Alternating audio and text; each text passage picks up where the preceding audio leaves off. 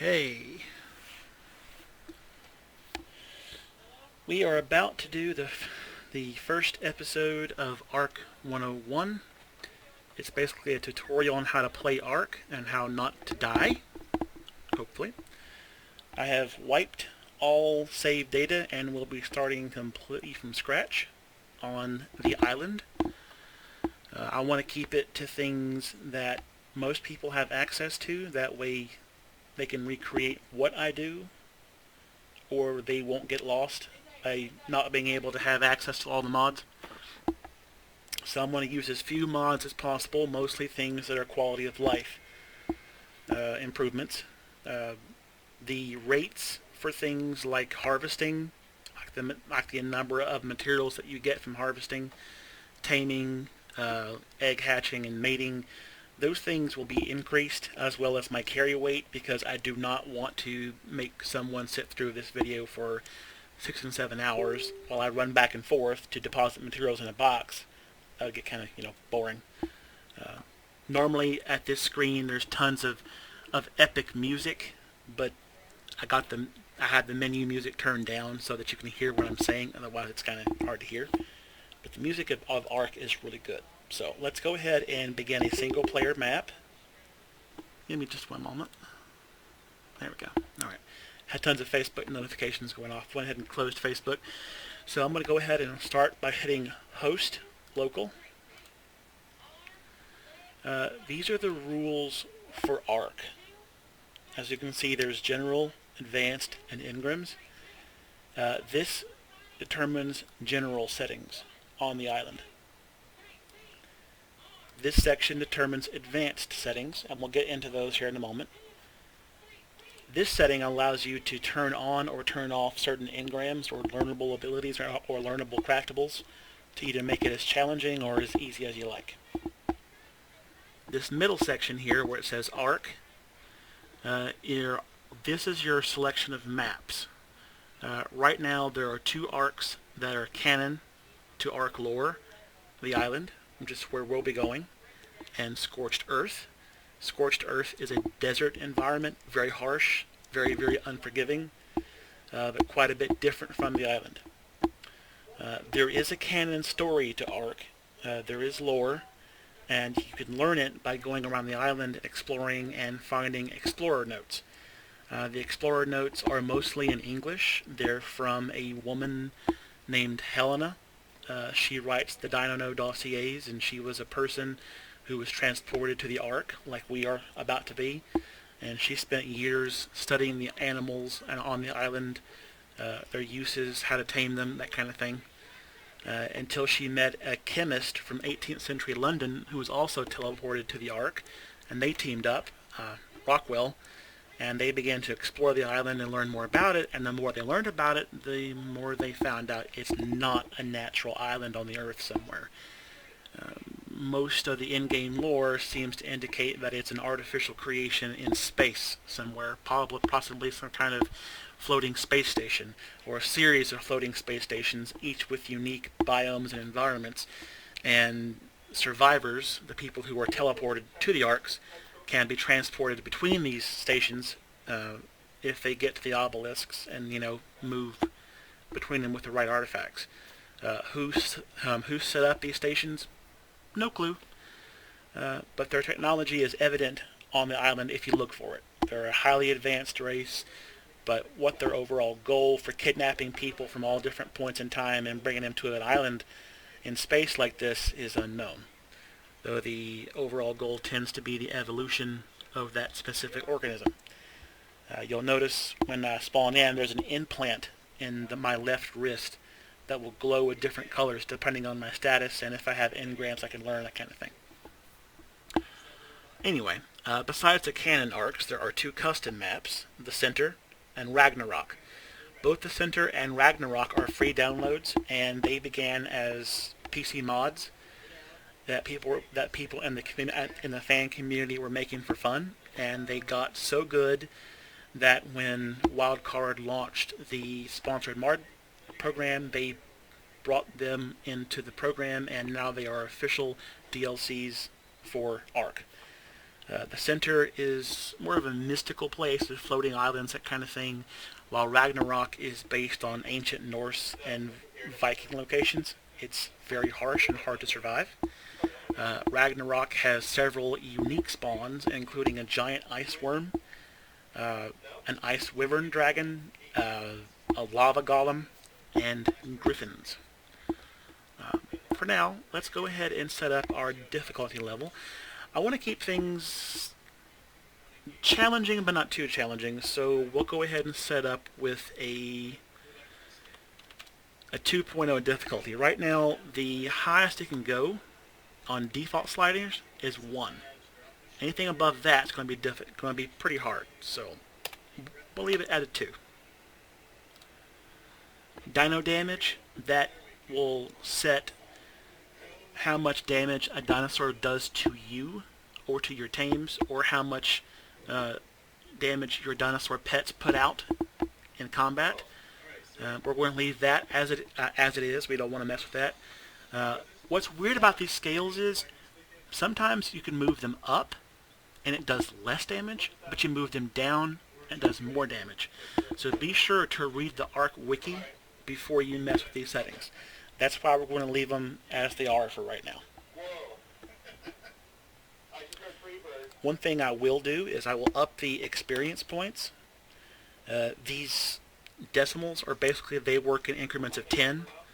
So 6.0 is basically a 6 times experience points booster, or 60 times XP, that kind of thing. That will help me level up a little faster, make it not so boring for you. Taming speed, I'll go ahead and up that considerably because I don't want to be sitting here for hours waiting on tames. Different animals take different time frames to tame them in real time, and sometimes you can be really putting a lot of hours or minutes into taming something, and as this is a tutorial series, we don't want to be doing that.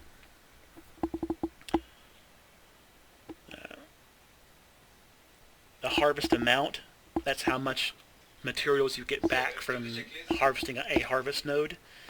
I want to up that a little bit too, because I do not want to be sitting for hours, while we do this. This is to make things easier for you to watch and not get bored out of your skull.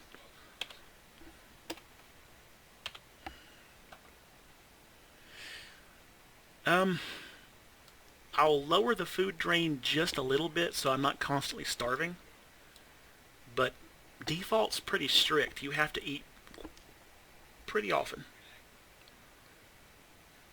Everything else I'll pretty much leave the same. That way you get a good idea for how hard the game actually is. We're going to allow third-person camera because if I'm in first person all the time I get kind of nauseous, even with the field of view expanded. These are if you're playing multiplayer. They don't apply here.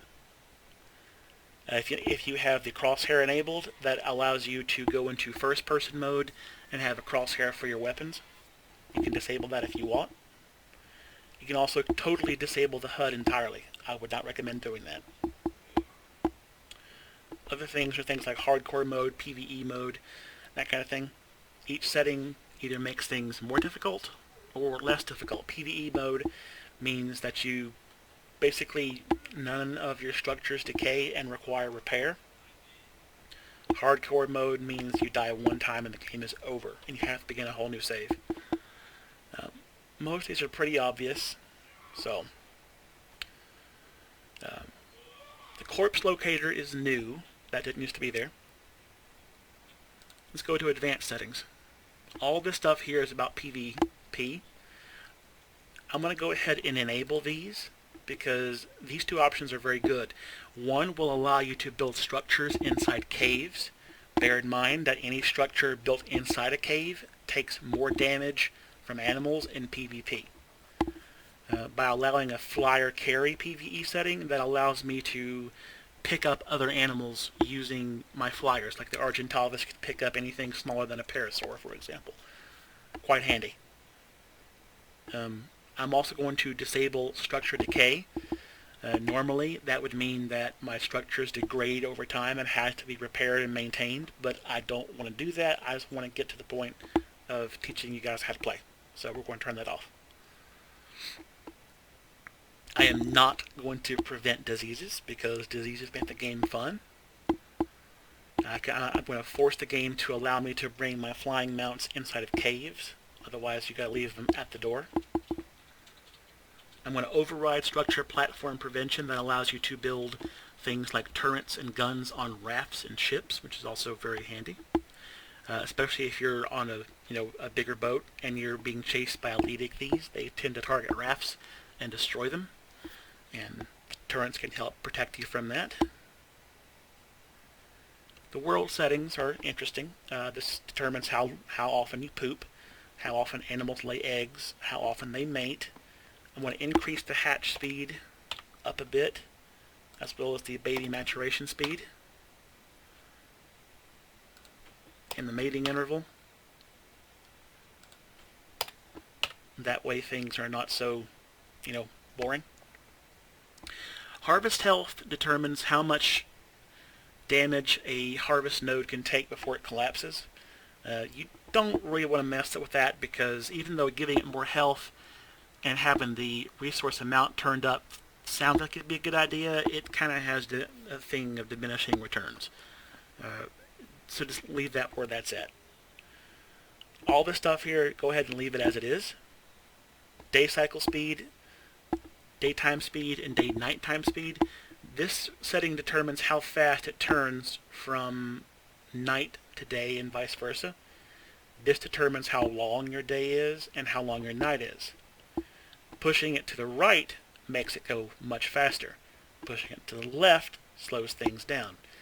Default daytime speed has been increased by 25%, so I'm going to leave that as it is and just see how that's been tweaked. Nighttime speed, I'm going to leave that alone too. I typically like to have them a little bit longer. You can actually set it to be where 1 hour in the game is 1 real-time hour in real life. I don't recommend doing that because your game would be really weird otherwise. Everything else is going to be the same. I'm going to leave these things the same. This gets complicated, but you can set how much your stat increases are per level, what your affinities are, and we'll get into that later. But for now, we're going to leave this alone.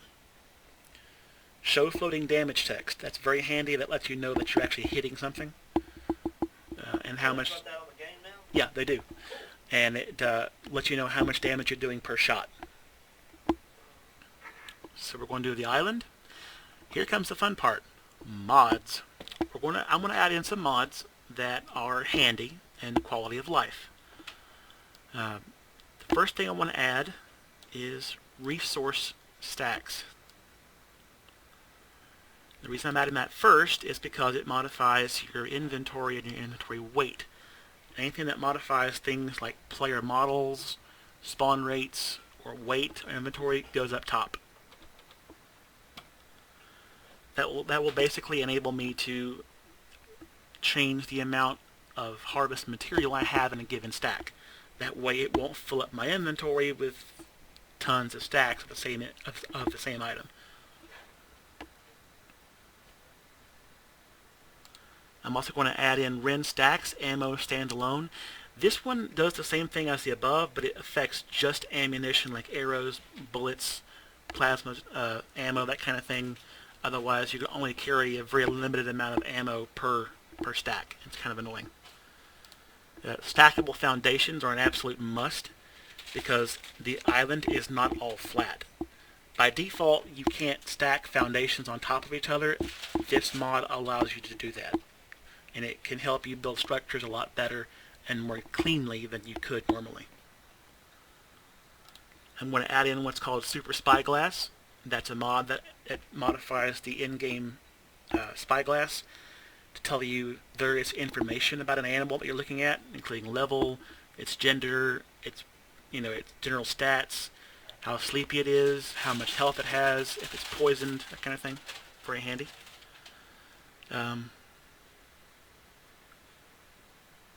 Since they've changed the crafting, I'm not going to add in the upgrade station. The upgrade station used to allow you to put in materials and then upgrade a specific item's quality level. Since they've changed the crafting system, Now, the way your crafting skill level determines what quality you get, I'm going to experience that for the first time by leaving out the upgrade station.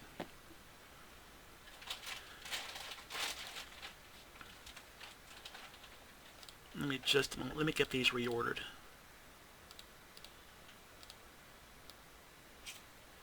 There we go.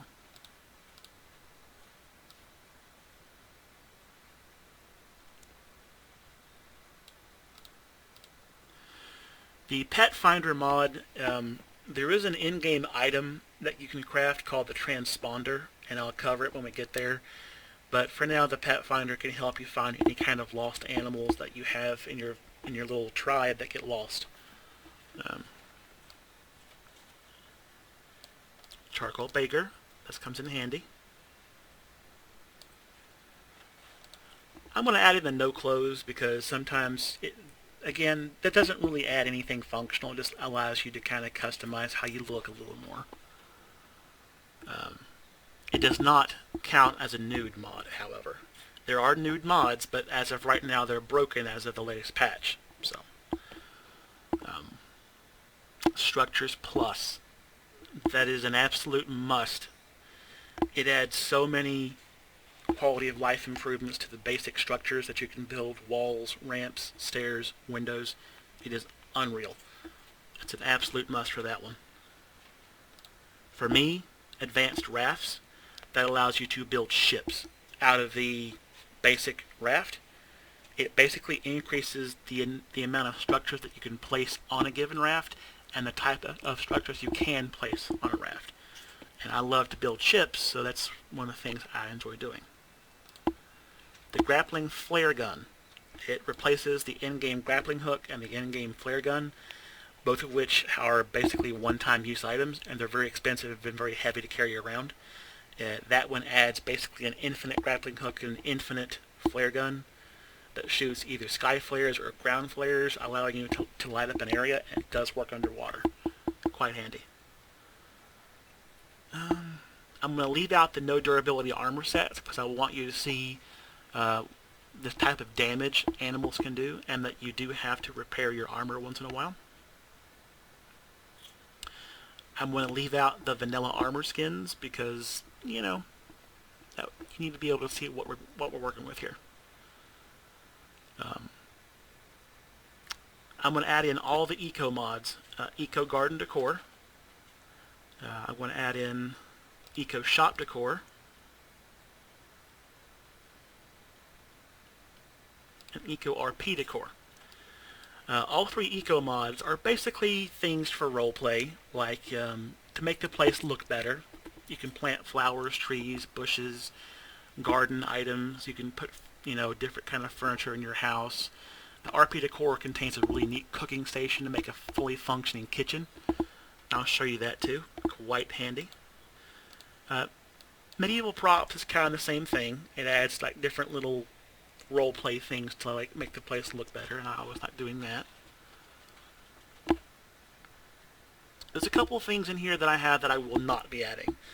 Right now, one of them is Advanced Spacecraft. You can build your spaceships and fly around in shuttles, and it has a lot of decoration things. I like it, but I won't add it because it gets too complicated right now. Godzilla, I could add him, but I don't want to, because there is absolutely no way in hell that I would have any way to defend against him or his spawns at the current time. I think I will add dino nests, because that will make the dinosaur nests spawn in the game with little fertilized eggs that are dependent on the species and each individual biome. And the eggs can give you a source of food as well as giving you easy animals to hatch.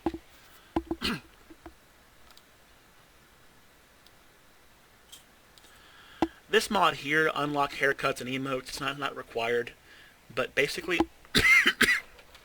the incentive to exploring, is to find the explorer notes and get certain achievements. And with each explorer note or each achievement you get, you unlock a new hairstyle or a new beard style or a new emote. And this mod basically bypasses all that and gets to you right away. So I'm going to kind of, leave that be. so I can see, which achievements give which ones. It didn't used to be that way. It used to be unlocked all the time. So let me go over the mod list one more time to make sure I haven't missed anything, and then we'll go ahead and launch.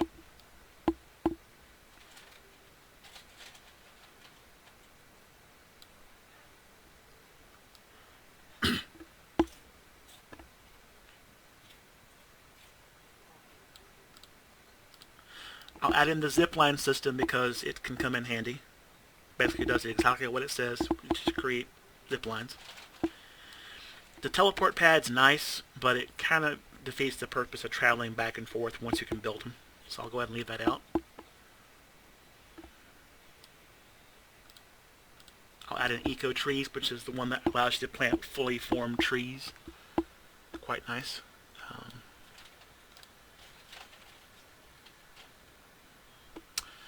Go ahead and do bulk crafters as well. Basically, it adds different crafting stations to the game that allows you to craft things more efficiently. And it has a tiny little fabricator inside that's perfect for ships or small raft builds. So I'll go ahead and leave that. I think we're good to go. Let's go ahead and launch the game. And hopefully it won't crash. It may take a few minutes to load where we have all these mods, but, here's hoping. Here we go.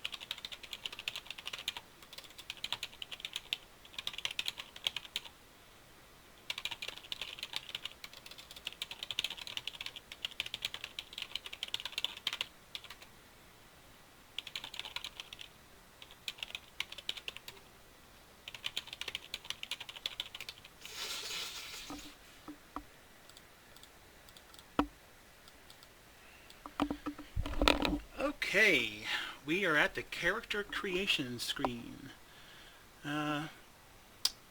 Fenris, let me know if you're caught up with me here. If you can hear me and see the creation screen, let me know.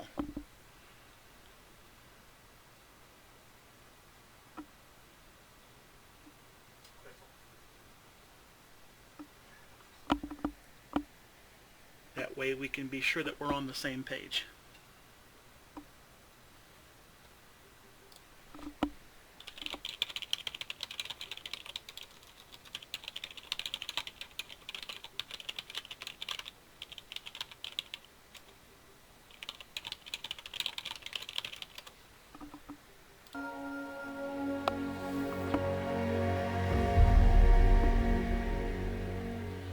Ah, there's some ARK music.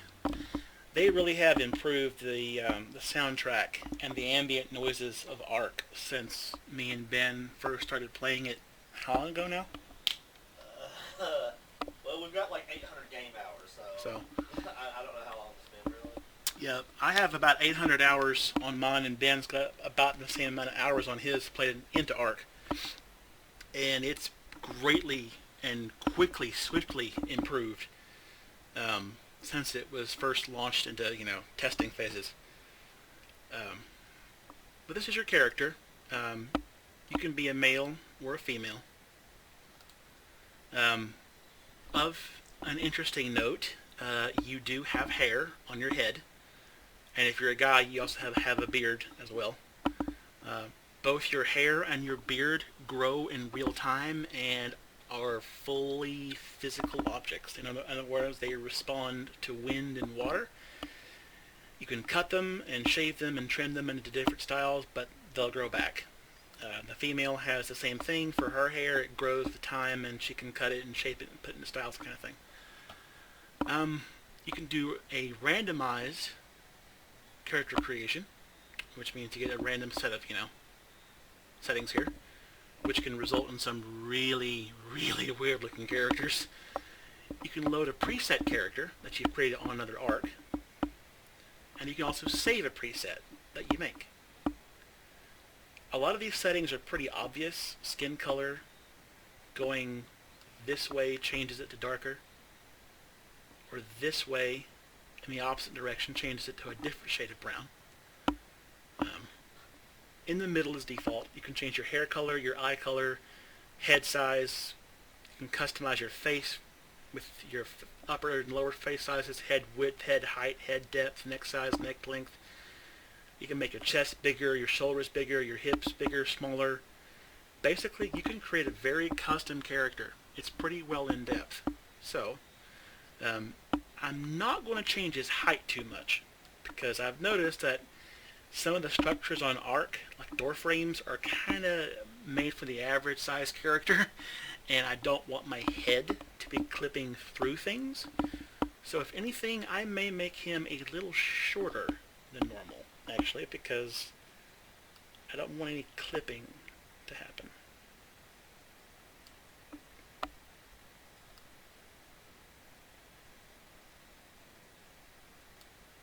There we go. I try to keep things in proportion as much as possible. I heard that back there. Ben's back there being very silly. But this is basically the foot slider. You can have giant feet, little tiny feet, or, normal sized feet. But basically anything you can think of is fully customizable in this game.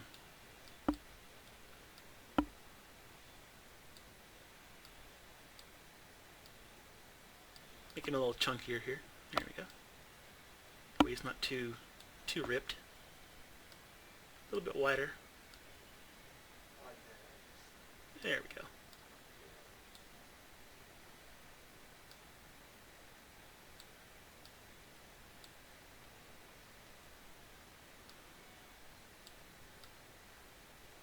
Widen the shoulders a little bit. And increase his head size. Just a smidge. Now, since I'm a black-haired, black-bearded, brown-eyed person, I'm going to make the same. I'm going to at least give him some of my traits. So, there we go. That works. I'm going to give him my name. And here's the tricky part. This is a map of the island. These two things up here where it says the bear den, that is not default. That's, for some reason, even if you wipe a previous save, it still keeps your previous map markers that you can place. I'll have to go in there and get rid of that here in a minute. But there are different zones. And if you move through them, this area down here is East Zone 1. East Zone 2. East Zone 3.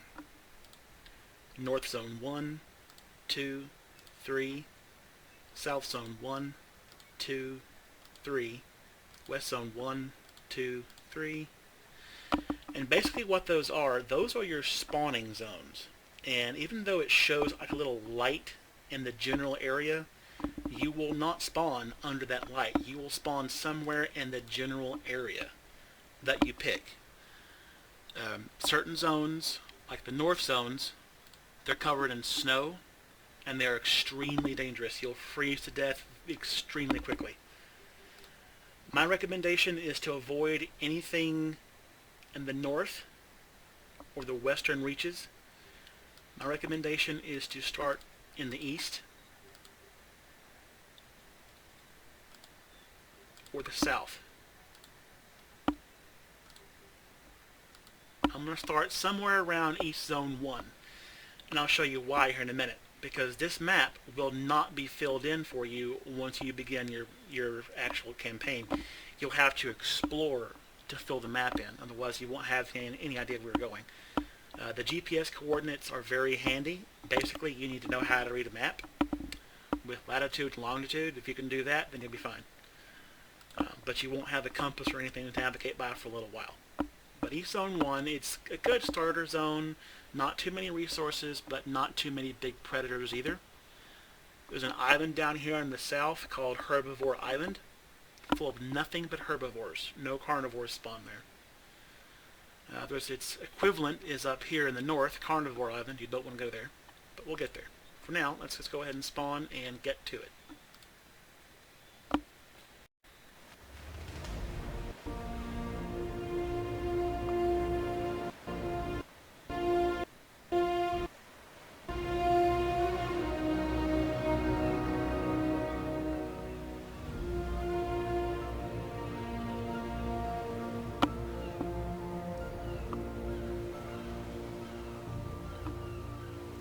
Something looks a little fuzzy. Let's see what it is. Give me just a minute here. Need to figure out what's going on. There we go. That's better. That's better. Alright.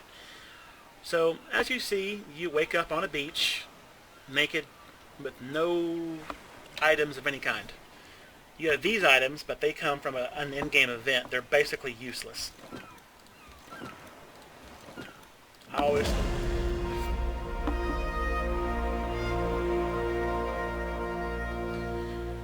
That sound means that either you or one of your tames has leveled up.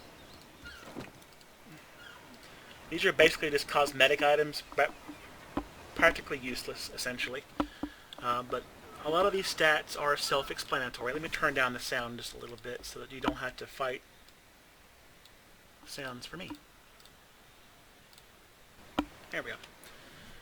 Alright, a lot of the stats are self-explanatory. Health, stamina, oxygen, food, water, weight, melee damage, movement speed, crafting skill, fortitude.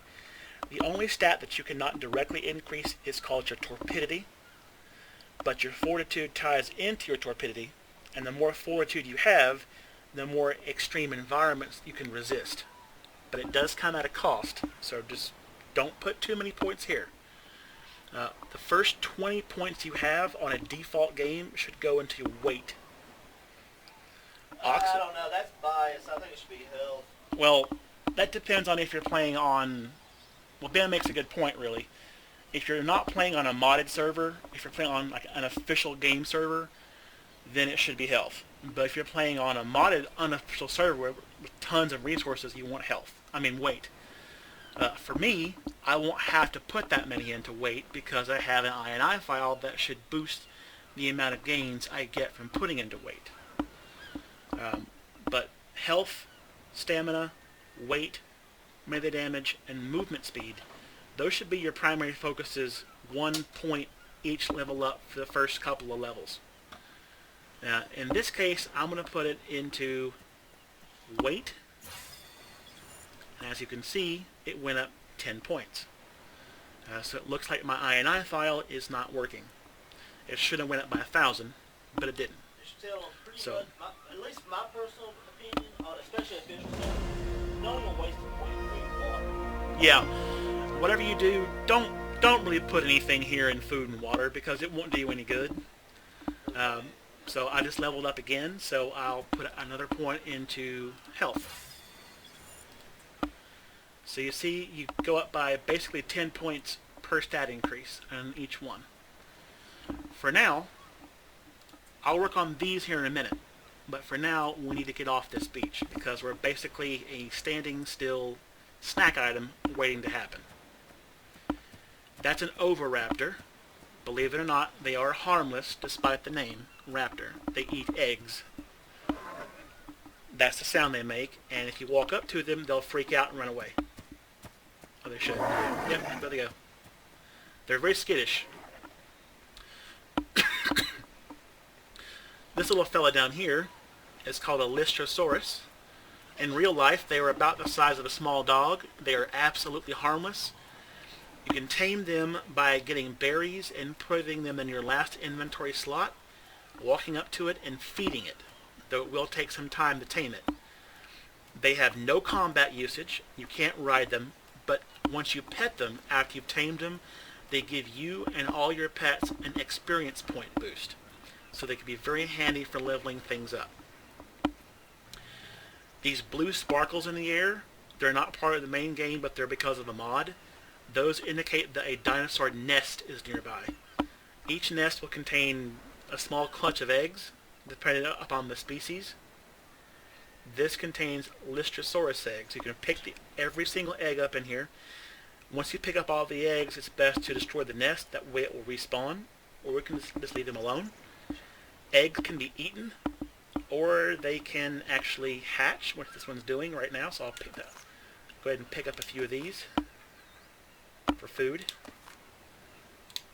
I don't want to take the whole clutch. I don't be greedy, so once you pick them up, go into your inventory and you'll see, oh, they just hatched. Little babies everywhere. Unfortunately, these here are wild, so I can't tame them or pick them up. Actually, I might be able to. Huh. Okay, I get the point. I'm going away. I'm leaving. Okay, I'm leaving. They gonna attack you? Yes, they can. Really? I didn't know they had It's wanting me to leave its babies alone, so I'm going to go ahead and leave its babies alone. I didn't even know they could attack. Yeah, it doesn't really do any damage. They're just kind of... It's mostly because I have the eggs in my inventory. They can smell it, and they want to know why I have it. So, I don't think it'll hurt me. Let's find out. I've never been attacked by one before. Nope, actually they do. Never mind. I didn't even know they could do damage. They don't typically do it, but I guess it wants its eggs back. Wow, I literally did not know they were even, like, Yeah, capable of attacking. they can smell the eggs, so it wants the eggs back. I'm going to get away as far as I can. Wow. Okay, I know where I am at, so that's good. The first thing you should want to do, assuming that you're not being chased by an angry mother, like I just was, is to find some resources. If you look at your HUD in the right-hand corner here, you can see different icons. You can see that the up arrow with the plus sign on it, that is your experience meter. Once it hits the top, you'll hear that sound and you'll go up a level, or several levels depending on what your experience rate is. The weight indicator is right below that. It looks like a weight. Once that weight indicator is full, you will not be able to move until you clear some items out of your inventory. Being encumbered at the wrong time can cost you your life, as well as your gear. Don't do it. The water and food icons represent your water. and your food levels, obviously. One is thirst and one is hunger. They do go down over time. You can die of thirst and you can die of starvation, so keep an eye on those and eat and drink as needed. Running around in sprint mode will cause you to dehydrate, and it'll also burn up some of your food. So if you're going to be doing a lot of sprinting, keep food and water handy in a canteen, a water jar, a water skin, keep things handy. Basically use common sense. I'm going to turn these light shafts off because they're really annoying. As you can see, it rains and has other weather, and that weather has an effect on you. In this case, I'm getting wet, and there's a little snowflake symbol on the screen. That means I'm cold. If you pull up your inventory, you can see what day it is, day number 1. It's 14 degrees Celsius, though you can change that to actually show up Fahrenheit. Let me see if I can do that from here. Make sure you tell them that snowflake icon will make you a food bar go down fast. Yeah, it will. I changed it to Fahrenheit.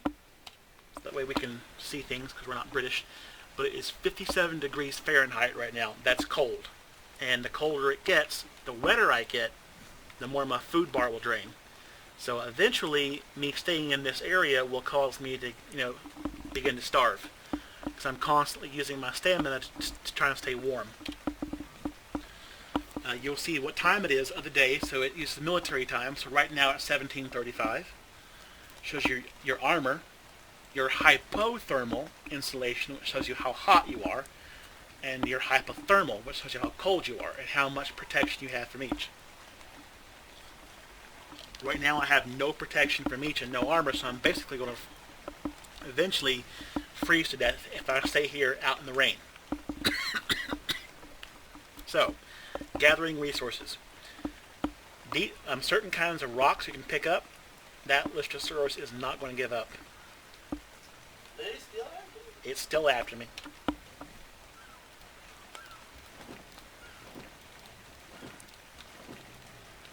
There, I put its eggs down and it quit. So, anyway, you can pick up some rocks like these right here that are obviously, standing out. Just push the E button or the Y button on the controller. Picks up a rock.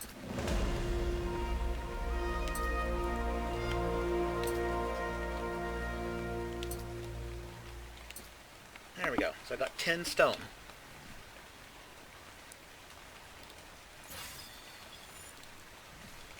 This little, nope, that's a female, never mind. I can go back and get those.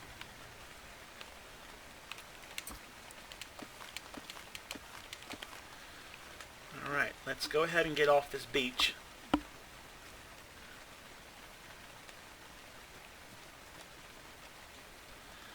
See, I'm sprinting and my sprint bar is going down. These here are dodo birds. They are completely harmless. Think of them as chickens. I would kill one, but I don't have anything to kill it with at the current time. To get wood for the first time, you have to basically, like Minecraft, go up and punch a tree.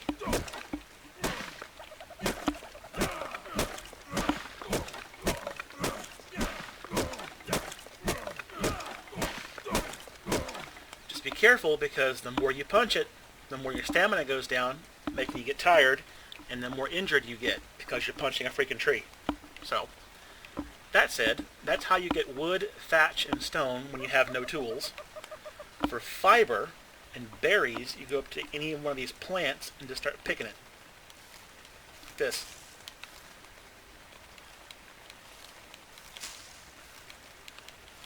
Eventually, the developers have said they want to have certain berries on certain specific plants, but for right now, it's kind of universal. From any plant you can get berries and fiber from.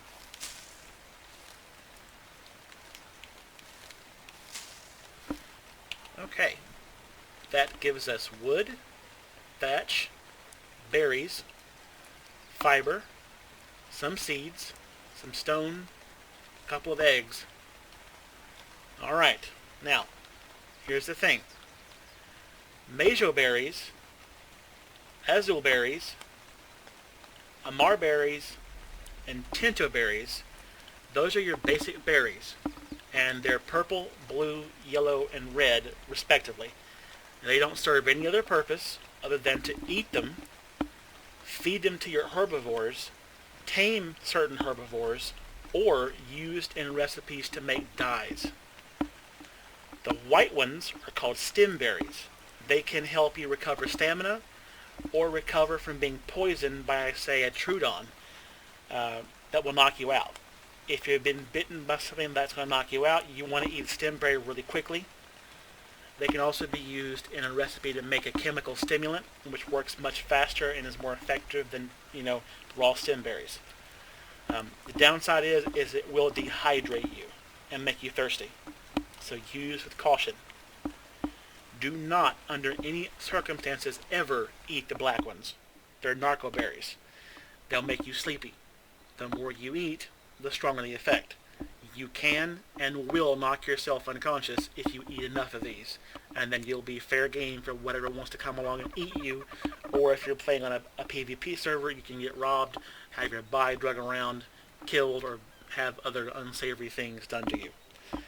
These are very handy because when they're combined with rotten meat, they can make a powerful narcotic tranquilizer that can be used to make tranquilizer arrows, tranquilizer darts, and other recipes that are useful for taming animals. There's a brontosaurus up here. They're harmless unless you attack them. If you attack them, their tail whip will knock you halfway across the map and do massive damage. They do crush damage, so you do not want to get under their feet. But overall, they're pretty harmless, friendly herbivores. Unless you mess with their babies or their nests, then you're going to be, a pancake.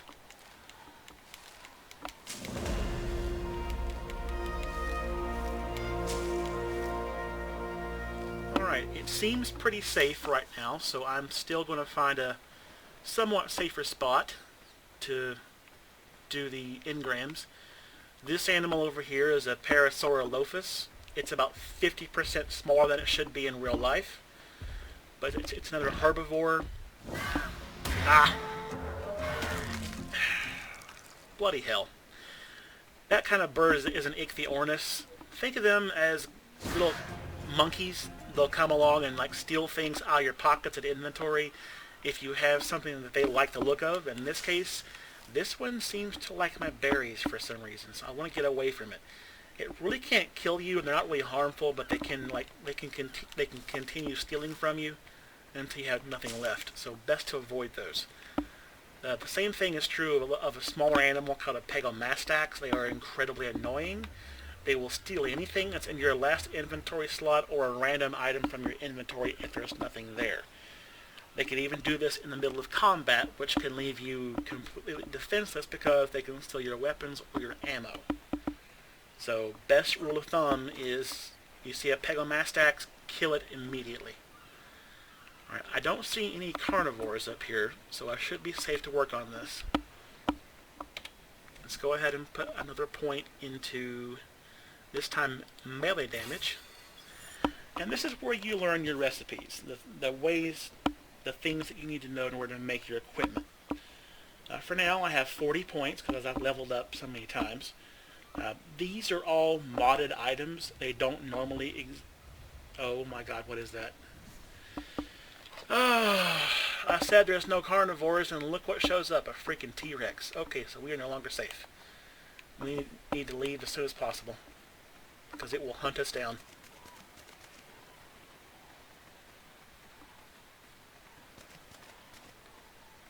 I'm going to try to hide from it behind this rock outcropping, and hopefully it doesn't see me or smell me, because it will charge.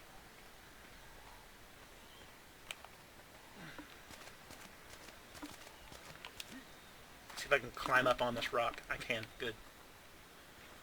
This will provide me some measure of safety while I'm up here. I'm going to crouch down, because crouching down does make you less visible to predators. It can also come in handy when you're trying to sneak up on a skittish animal, like a horse or a hyena, to pet it or to catch it. But anyway, back to engrams. Your crafting recipes are called engrams, and like I said, a lot of these that say 0 are modded items. They don't come with the game default.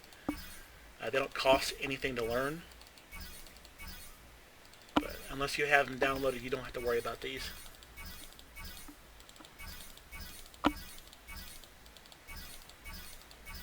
These are basically quality of life improvements. Here's where we get into the real stuff. The first thing you want to learn is a campfire and a stone hatchet. These two are absolutely crucial to your survival. You also can learn a spear if you have the points for it. Spears will break after a certain amount of usage. They can be thrown or used as a melee weapon. Quite handy. The next thing you want to do is get your first full set of armor, which is cloth. So cloth boots, cloth hat, and cloth gloves. I'm not sure why I'm not able to click these. There it goes.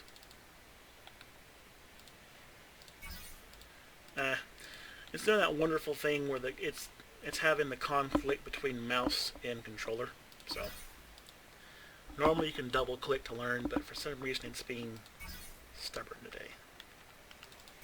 There it goes. Alright, there's your first set of armor, your campfire, stone hatchet, your spear. I'm gonna make the S plus campfire, which is part of the mod I have installed. It just does better. Plus you can pick it up and take it with you. A normal campfire you can't do that on. Now we only have 10 points left. We need to choose what we're going to make very carefully. We want to make a thatch foundation so we can start building structures. We need a door frame to put doors on. Walls. And then we're out of points, at least until we level up again. Now with Structures Plus, I can unlock the Structures Plus version of default in-game items. And I always use those to build because they have better collision detection and they tend to look better. But otherwise, it's just default stuff. It's getting nighttime, so I need to hurry up, otherwise I'll begin to freeze.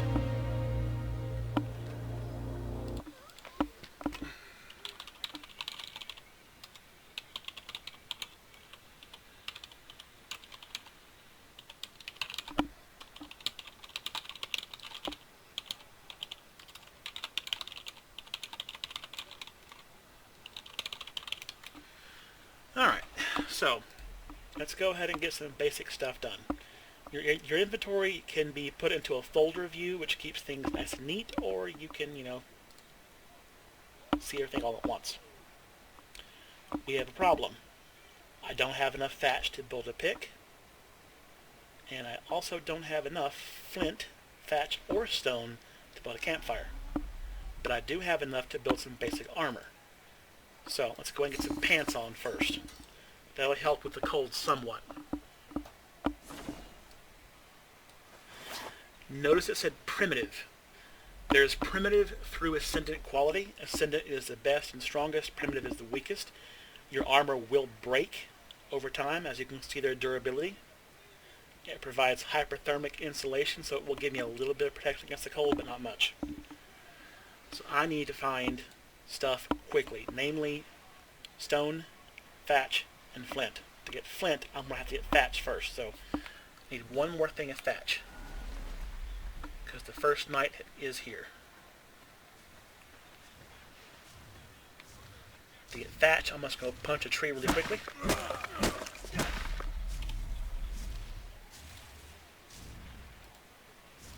I'm going to craft my first pick.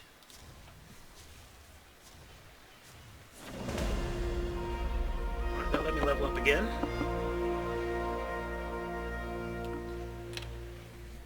So now that you have your first tool, you want to put points again into something useful. In this case, melee damage. The more damage you do, the more resources that you get. Now since we were already focusing on getting our first house built, I'm going to go ahead and finish out the structures for that house.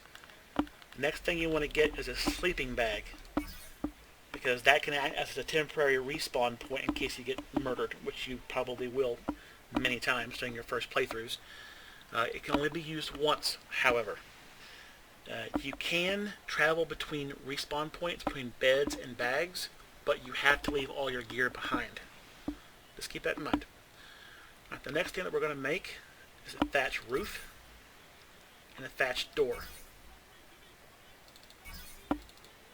And again, where I have Structures Plus, I'm going to go ahead and get that version of the item instead of the default version. Normally, you would have to wait until you level up to build the storage box, but where I have the advanced rafts, I get a few small freebies in the form of a small crate and a large crate, and that comes in extremely handy. I also have a hammock, which does not get used up upon use, which I can use as a respawn point. Right then, that being said, let's see what else we can do. We need to get some flint from these rocks. To get flint from a rock, the pillars, those are your beacon drops. The color of the beacon determines what level can access it. As a matter of fact, since that one is white, I'm going to go over there and grab it because I should be able to pick up the equipment inside. Hopefully the equipment inside is going to be worth it because beacons can be a two-edged sword. While they can give you gear and they can light up the environment, they can also get you killed. This one had a saddle inside. Once you take the gear out, the beacon vanishes and you're basically trapped in the dark and with God knows what all the way around you. Again, the colors determine what level or the quality you have to be in order to be able to access that particular beacon. White is basic, green is level 20, then you got blues, yellows, purples, and reds, that kind of thing. Beacons, like that one over there is blue, they can be deceptively far away.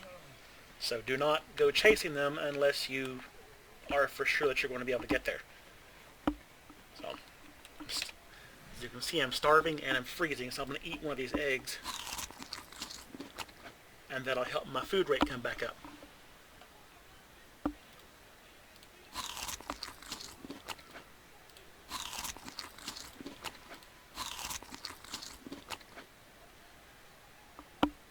Alright, now that I have that, let's check back in and see what we need to build our campfire. We're going to need thatch, flint, stone, and wood. To get flint, take your pick, go up to any rock, and hit it. Well, almost any rock. Some rocks are just there for decoration, others are actual resource nodes. This one should be a resource node. There it goes. Yes.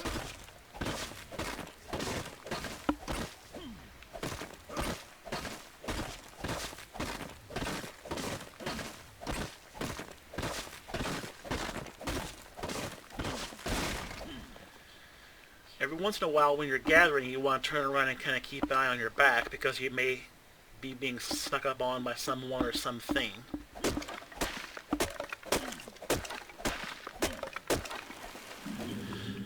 The tricky bit is certain tools gather certain resources faster.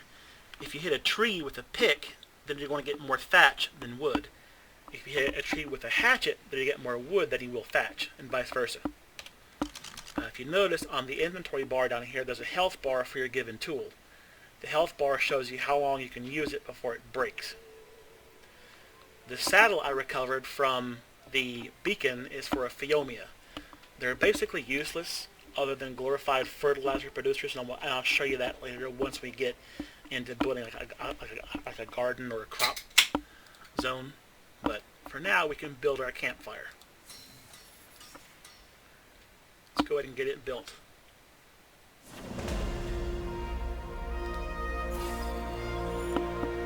Put some more points into health, so now we can move on to the next things, which are the sloped walls for the thatch building.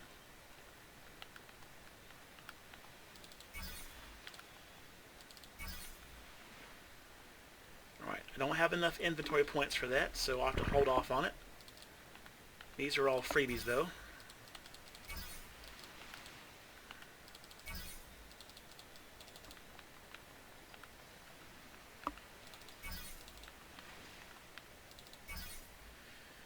Alright then, I got one more thing to learn before I can complete a thatch house.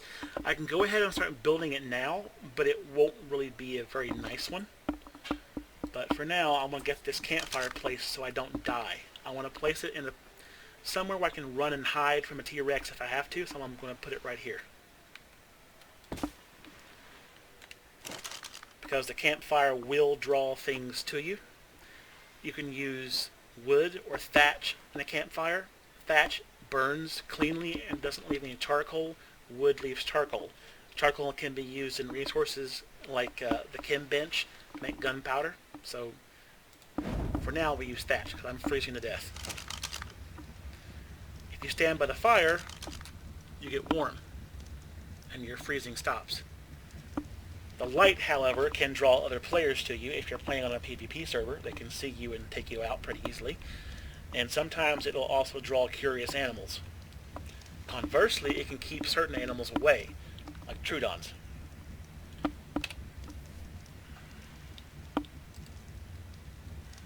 Let's see, I need to build an axe next. So what we need for an axe, we need wood and thatch.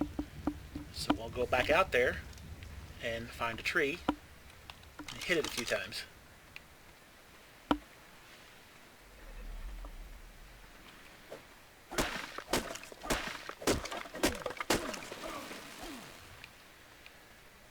And as you can tell, the ambient noises are pretty accurate. You got the surf on the ocean and the animal noises from the brontosaurus.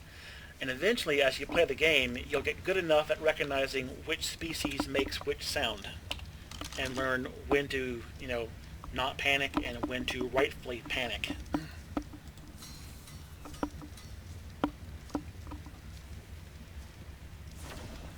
Okay, now we can get some stuff done. We got a hatchet and a pick. A torch would be nice. Let's go ahead and make a torch. A torch requires wood, flint, and stone.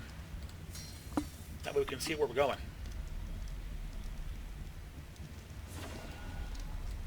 There we go.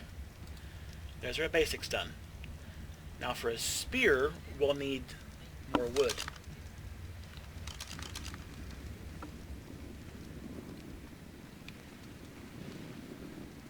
Torches also have a time period from which they're good. It's like anything else, they have durability. So the longer you use it, the more it goes down.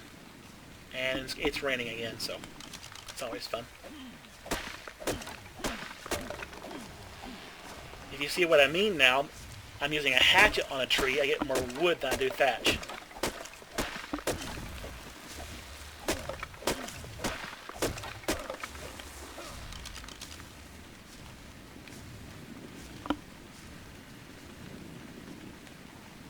See that notification at the top? You're cold. Find shelter soon. I don't have a shelter yet, so gotta get materials to build one. Judging from the horizon, it looks like the sun's about to come up, and I can also confirm that by looking in the inventory. It's about 3 o'clock in the morning, so in about 3 more hours in-game time, we'll have sunrise. I put a point in the movement speed that time because I want to be able to outrun anything that I come across.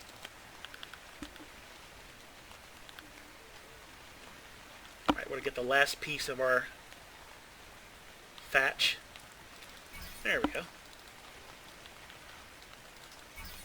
And we still have 7 points, so the next thing I will make is a slingshot.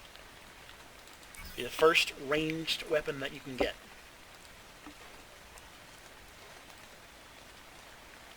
As you can see, each thing you hover over will tell you what the crafting requirements are. That way you know which materials to get. The slots are preset to numbers. On a keyboard, it's like 1 through 0. For me, even though I'm playing on a computer, I have an Xbox gamepad, put in. So the first 4 directional buttons are the first half of the item bar. So you got your pick, your hatchet, your torch. I don't have anything in the slot there yet. yet, but then you hold the left bumper and press the letter keys like that. So if you're a first-time player, I'd recommend using the controller. It's just a little bit better. A little easier. I think you're biased. I'm very biased against using a keyboard and a mouse because I can't use a keyboard and mouse to play games. They hurt my wrists, so I use a controller on every game I play, from Star Wars to Star Trek. And most people think, oh my god, you can't do that. You can't do that. There's too many buttons. No, you can. And depending on the game, it can work pretty well. But if you're used to consoles, then try the controller first. It's much easier. It's very self-intuitive. As far as customizing them, I don't think there's an option to customize your keybinds. I've never seen one. But the keybinds are really simple. Let's go to, I'll show you really quickly. Go into Options, Keybinds. This is the basic controller layout if you're playing with a controller. It's very simple. Nothing too complex. The left stick is your movement. Your right stick is your camera or your aim. A button is jump. B button is to open up your inventory, or if you hold it, it'll pull up the action wheel. Y button is use. The melee button is the X button. The melee button is shoulder buttons, primary attack, secondary attack. Very simple to figure out. Keyboard-wise, it's a little more complex, but actually it looks like, yes, you can set up custom controls. I just never fool with it. But you can custom bind each button for what you want it to do.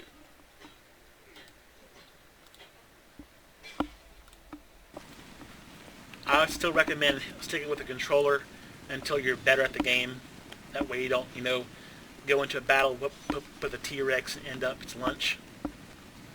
I'm hesitant about going too far in that direction because I don't want to run into that Rex.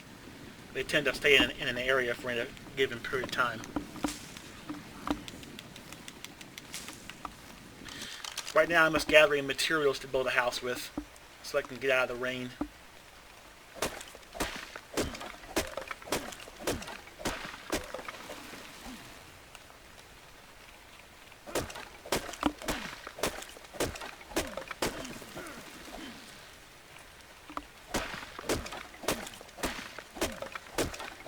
Takes a lot of materials.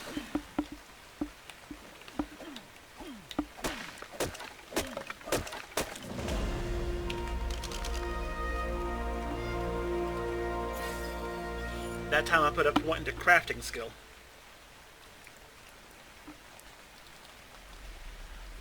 This time what I think I will do is I will go ahead and get my first animal saddle. That will come in handy. The parasaur, because they're common in this area. That leaves me the mortar and pestle. So I have a saddle now and the ability to craft things like narcotic and spark powder and cementing paste, but I don't have the engrams to learn those specific recipes yet, but I will. And dawn comes about 5 o'clock in the morning on the island, every morning. Needless to say, nighttime is more dangerous. Yes, indeed. If you look at my weight icon, I'm already almost weighed down. So certain materials have different weights. Metal is heavier than thatch, for example. For now, I'll go ahead and craft 2 foundations. That'll lighten my load somewhat. You can drag the materials down to your quick bar for easy access and just hit the button to use them.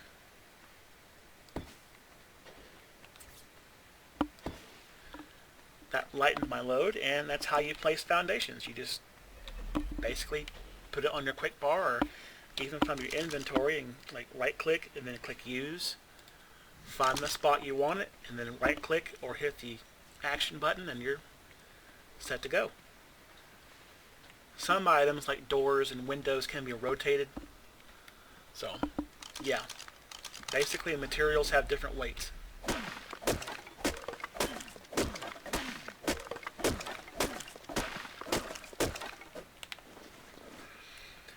I sort of wish that Brontosaurus would go away because if I hit him by accident, it's going to be bad.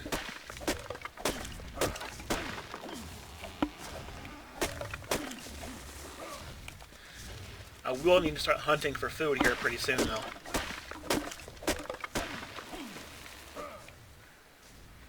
See, that tail of his is getting a little too close for my comfort.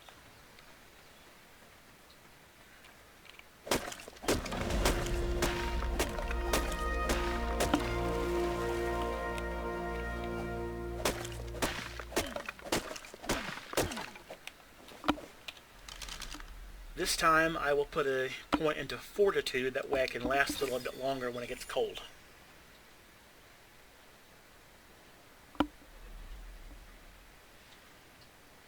This time I'm going to learn the bow and arrow. Well, actually no, this time what I'll do is I'll learn the recipe for narcotic and spark powder. Narcotic is used to, create tranquilizers and medicines, and spark powder can be used to make forges burn harder, make flare guns, or in some cases make other advanced materials.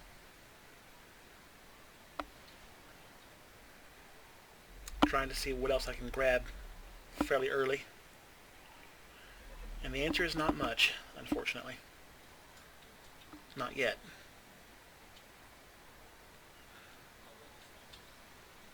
Okay, we'll save up those engram points for later. For now, let's go ahead and see what we need. We need fiber, and lots of it. You can get fiber. As you can see, I'm starting to slow down here a little bit because I'm becoming encumbered by all the weight I have. I'll pick a few plants until I get some fiber.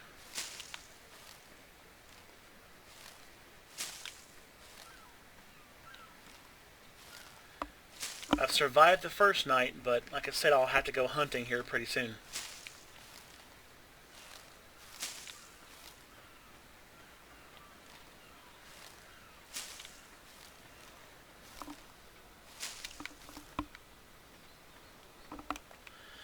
If you have an old Xbox 360 controller laying around, the game will recognize it by default. Just plug it into your computer and boom, ready to go.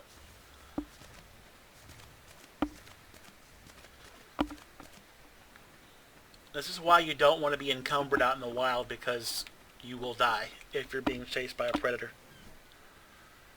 Alright, now if you have already laid down an inventory item, by like say you've made foundations and drug it down to your hotbar like I did a minute ago, that item will still be there, and if you have the materials, you just hit the corresponding button to craft more. Like that. Now you can hit the button again and choose where you want to place it at. You also slow down when you're crafting. If you look at my character close enough, you can see that his hair and his beard are actually growing out in real time.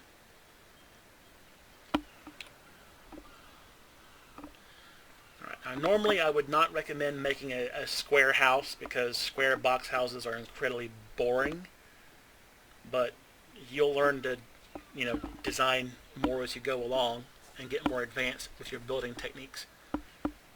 But that's something for a whole nother video. Looks like I need more fiber and thatch here pretty soon.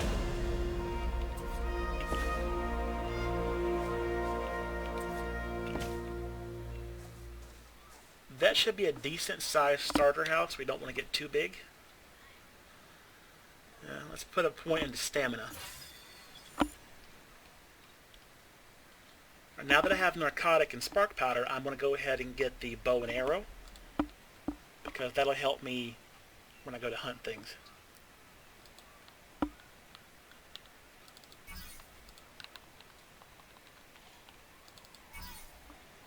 That leaves me with 6 points left.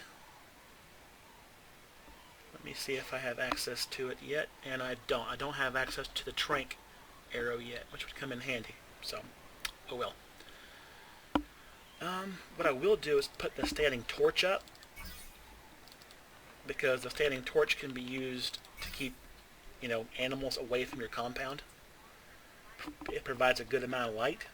I'm going to need some more fiber, so we can start building some walls and keep out the environment and animals. Now, the thing about thatch, just like real life, different building materials have different strengths and resistances. Thatch is the weakest material. It will protect you for a very limited amount of time from a predator attack. Like a raptor will begin to break through it pretty quick.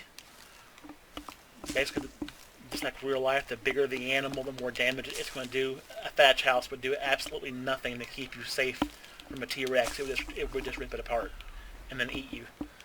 So, it's best to learn other things like wood and metal and tech as soon as you can, because it'll keep you safer. It's literally a matter of life and death. Let's see what we can do here. Walls. Need to make some walls. I want to make sure I'm making the Structures Plus version, because that's the version I prefer over the default version. Yes, actually there is. You can open up your map by hitting the M button, and then go into first person, and you can see it. Like that.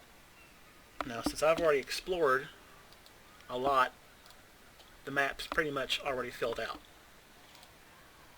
But you have a system of coordinates, latitude, longitude, that you can use to determine your rough position, because this marker, where it says me, as long as that's enabled, it will tell you where you are. By default, the map has to fill in on its own as you explore. So right now, without a GPS, I can't give you specifics, but right now I am about at 80 latitude and roughly 84, 85 longitude, which puts me just northeast of Herbivore Island, which is that way. Very handy.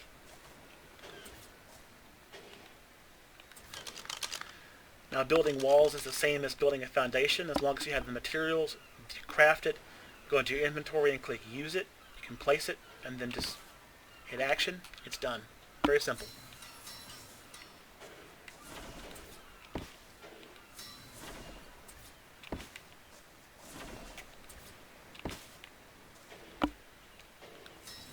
I'm using the shortcut of keeping the wall on my inventory bar so it's faster to craft.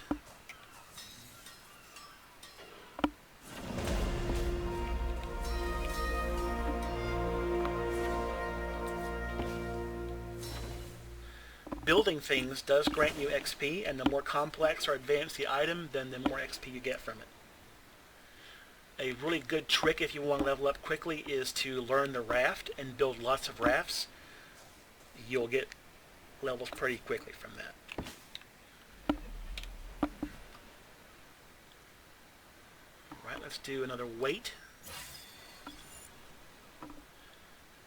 Let's see.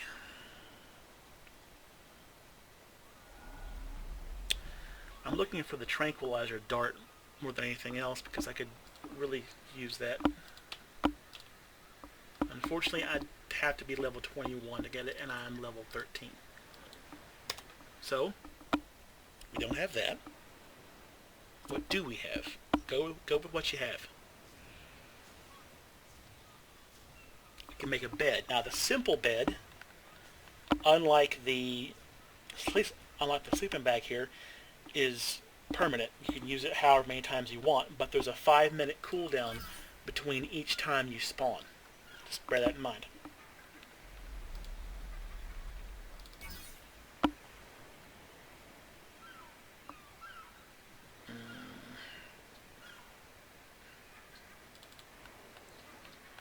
This is the stimulant recipe I was talking about earlier. Use a spark powder and stem berries. It can keep you awake if you get bitten by a snake or a troodon or a spider or a scorpion. So now we know how to make stimulant, and we know how to make spark powder, and narcotic. The last thing to learn is bug repellent, but we won't learn that for a while. So, what do we have to make now? A door frame.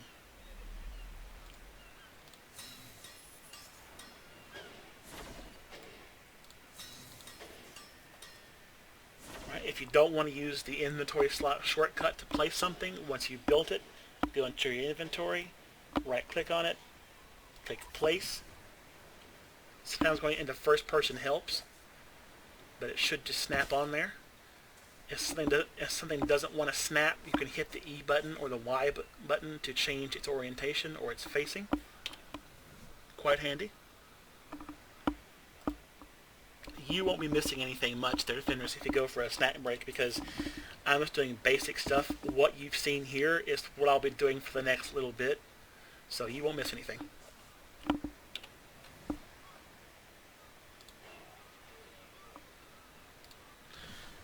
I will probably give myself some materials to make things go a little bit faster.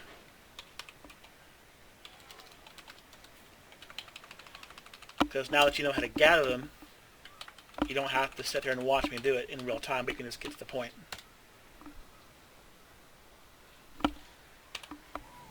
So now that you know how to gather flint, thatch, wood, fiber, stone, berries, seeds, you pretty much know how to get materials. Now that you know that using a pick versus a hatchet can get you different amounts of resources depending on what you use it on.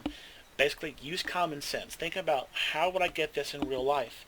That pretty much applies to here as well. So if you want more flint and metal out of a rock structure, use a pick. If you want more stone out of a rock, use a hatchet.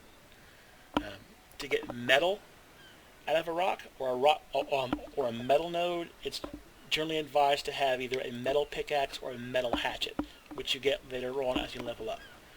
For now, I'm going to go ahead and get this house finished.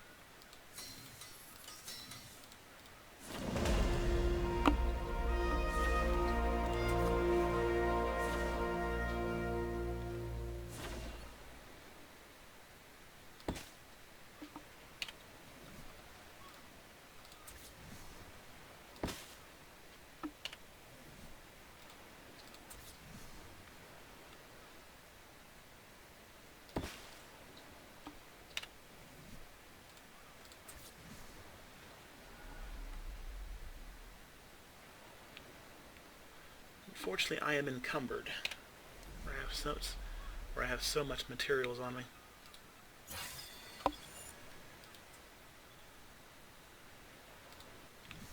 So, if you ever get encumbered and need to drop anything, you just open your inventory, go to whatever you want to drop, right click, and drop.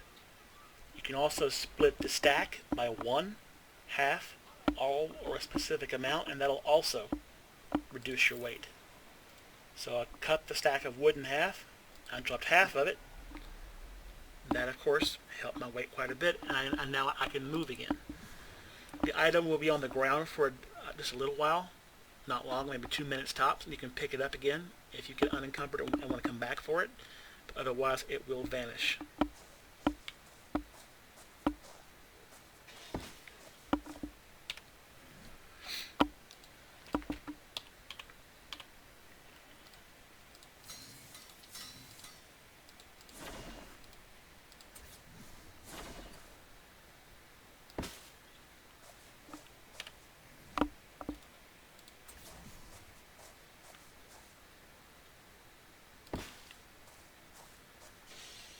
And there we go.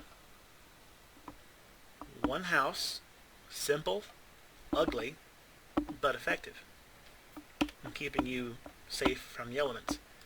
Not exactly safe from other players or, larger predators, but you get the idea. We have enough materials now to go ahead and make some extra clothes.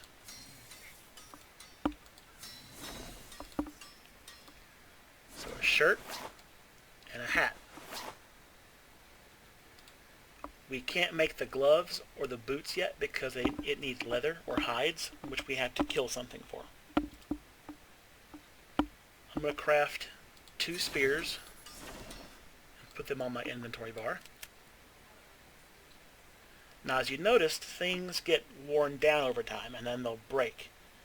If you want to repair it once it has broken, or if it gets down too far, drag it to your inventory and click Repair.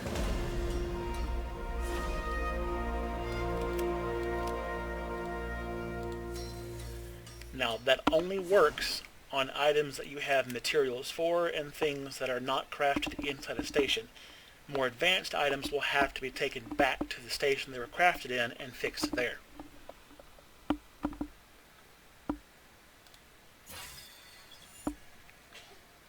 Let's see, what else can we go ahead and take now?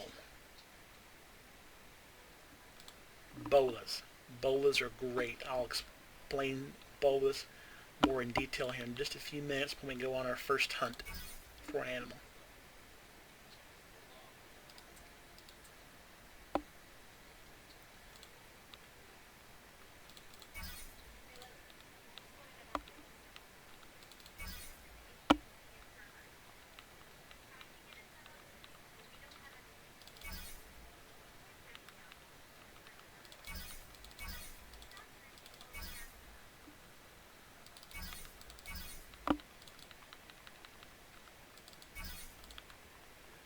And again, these ones with the zeros are all part of a mod, so they're not really required.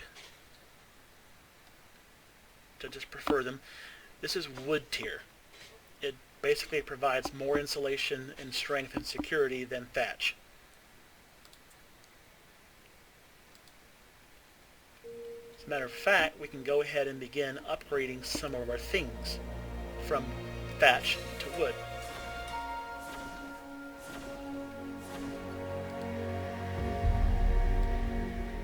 To do this easier, once you've crafted it, drag it into your bar down here, put it on a free slot, go into first person mode, pull up the item and put it where you want it, and just hit action, and it automatically replaces the older structure.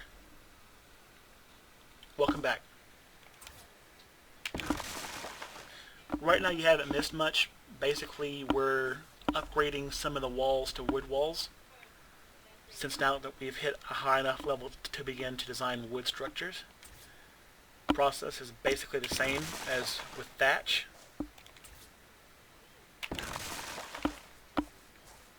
It just provides more, insulation and security from animals and the environment.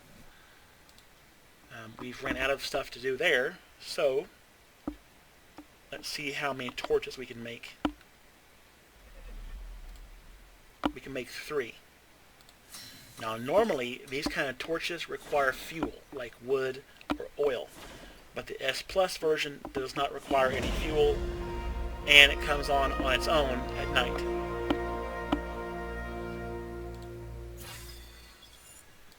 So we go ahead and place those on my inventory slot and go back out and put those around the property.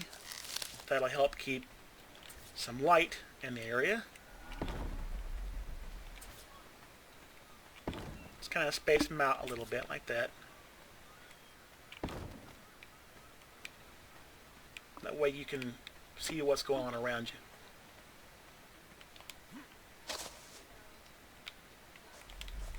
Always close your door. Never leave it open. Alright, what can we do now? Nothing. We need to go out and get more materials. So, let's go out and kill a dodo bird. That way we get some hide and some meat, because I'm about to starve. And once you start starving, your health goes down really quickly. So we're going to go hunt a bird. Get your spear out and find a nice, juicy, fat dodo bird.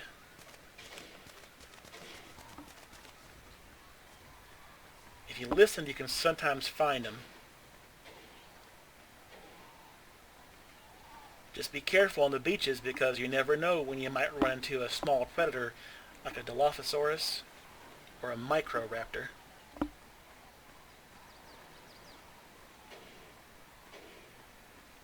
The TRex seems to have gone, so hopefully he'll stay gone. Don't want to deal with him. Nope, he's actually still down there. So I can't go that way for food. Otherwise I'll become food. So we'll go back up this way and hunt. There's one right there. It's a dodo bird. Like I said, they're small, fat, stupid, pretty much defenseless. Just stab it.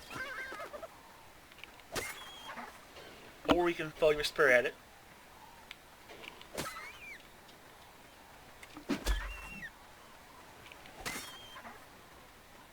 You can tell the damage, like how close they are to death by how much blood is covering them. In that case, you can also drag the body around, or you can just cut it up right where you stand. A hatchet gets more meat, whereas a pick gets more hide. There we go. Now we should be able to make our first pair of shoes, or gloves, pretty soon. The gloves take 2 more hide, and the shoes take quite a bit more hide. Let's go hunt some more things, because we need food, and lots of it. What we have won't be enough. Dodo eggs, very nice. Dodo birds lay lots of eggs.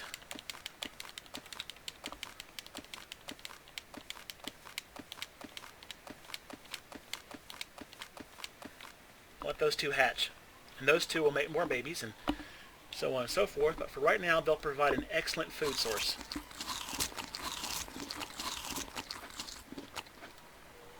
Because eggs give you more food than, say, raw cooked meat or whatever.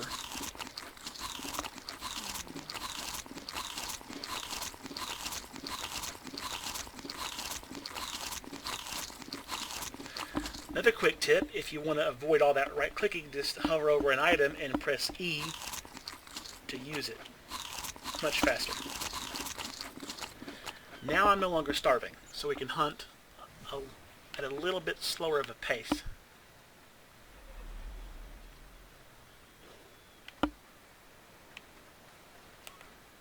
But we definitely need more food.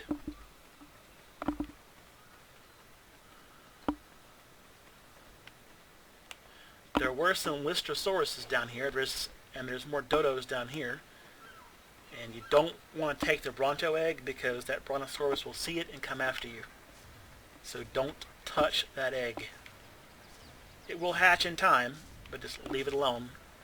You don't want that mother coming after you because she's not friendly. Fun tip. The torch can set certain animals on fire and do damage to them, like this.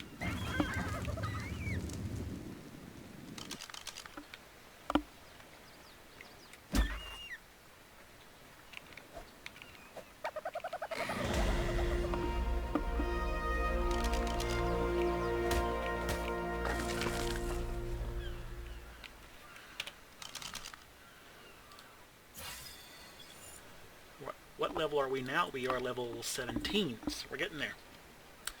Let's get some more wood structures now. That way we can convert the thatch house to a wood house and be a little more safe.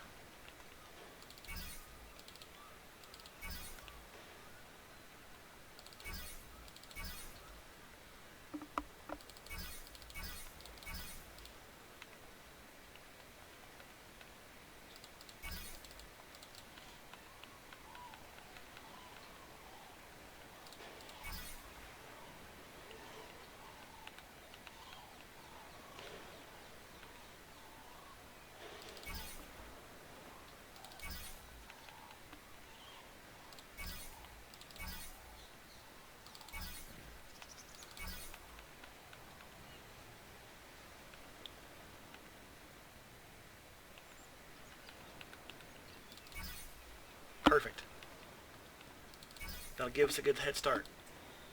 Now let's go back to hunting. So there's a little Lystrosaurus right here.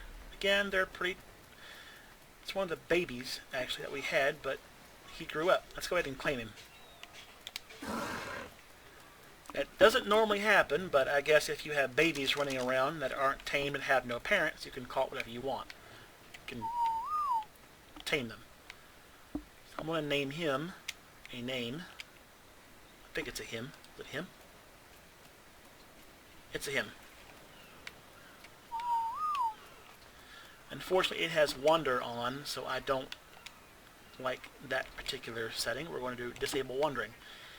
If an animal has wandering on, it'll wander around, and it can wander for quite a while, and your tames can get lost. So typically turn wander off unless you're going to be breeding them.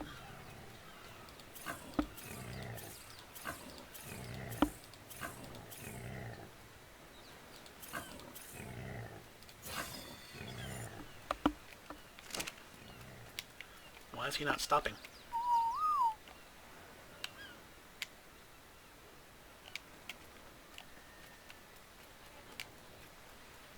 Alright then. I'll make him follow me. You can do it either in the radio wheel or you can do it by pressing and holding the other button. They respond to various whistles. In this case, since he doesn't really do anything, I want to put him on passive, because he's not going to be able to stand up in a fight. Now that he's leveled up, I'll pet him, and he'll start giving that little symbol above his head means that he is giving an XP boost to anything around him, including me. Let's call him a name. We'll call him Bob. One thing that's very important when you start a game, either single player or, PvP, PvE, go up to here to the tribe manager and create a tribe. You can call it whatever you want, but that allows there to be a tribe log. That way you can see what happens to your animals and what happens to your tames and your buildings when you're offline. That works in PvP, PvE, and single player. So you need to follow me now. Now where they're so short, they have short little legs, so it takes them a while to get caught up. Unfortunately, they're too big to carry, so you can't really pick them up and hurry things along any. They're good tames to have for pets and friends, and they give you the XP boost, but there's not much use for them beyond that. I'm going to go ahead and change his distance to follow closely. I don't want him to get, lost. So we got medium, low, lowest, high. We'll put him on low. That way he can follow me pretty well. Your tames, like you, get experience. You can put their points in different things. For a Lystrosaurus, it doesn't matter. Just put it into health. Because, like I said, they're not combat pets. So, back to hunting then. And he'll keep up. He'll sprint. A trilobite. Those are basically harmless, but they're really good for oil, but I doubt I'll be able to kill him before he gets back to the ocean. I can try, though. Nope. He's basically taking no damage. Yeah, he's armor plated, so... And he can't be caught on fire.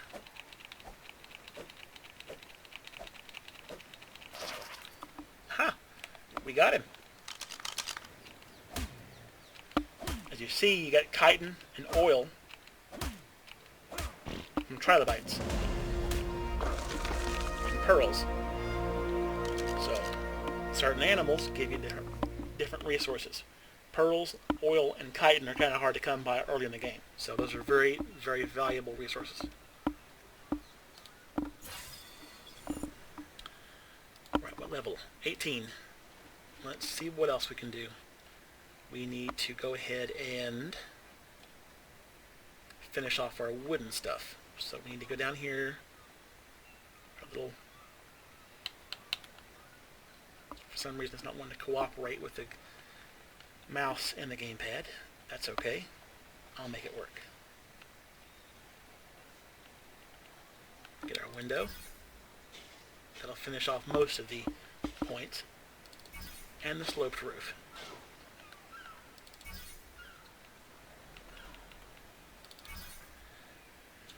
Alright, back to hunting, because we need more food.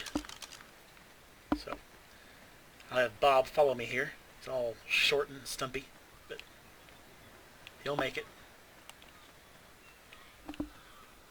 Can any animal become a pet? Pretty much. There are some animals that cannot be tamed, because they're not really considered intelligent enough to tame, like the ants, the meganuras, the giant ants, titanoboas, the giant snakes, things like that. You can't tame because they're not supposed to be tameable. They're making the titanoboa tameable later on in the patch, but for now, there's 4 or 5 things that can't be tamed, like bosses, and things like bugs essentially can't become pets, but anything else can pretty much become a pet. Some are cuter than others, and some provide different benefits and have different roles. Some are really good at gathering materials like berries or fiber or thatch, and others are good at gathering meats and hides and chitins and pearls. Others are really good swimmers that can dive deep down into the oceans. Others are really good tanks like TRexes and can defend you against things. Others make good combat mounts like Raptors. You can ride them into battle. They're quite handy, and the more of them you have in a pack, the stronger the pack. Dire wolves can come inside and keep you warm when it's cold, and be good overall dogs, keep you safe. So there's basically any animal that you can tame can become a useful combat pet, utility pet, or just a friend, because remember, you are totally alone on this island if you're playing a single player.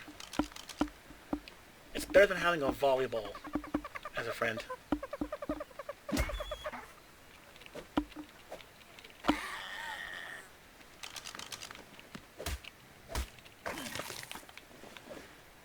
We're getting some meat. Unfortunately, these dodos, they're stupid, but they know when something's wrong, and they'll start running around if you pick on one of them.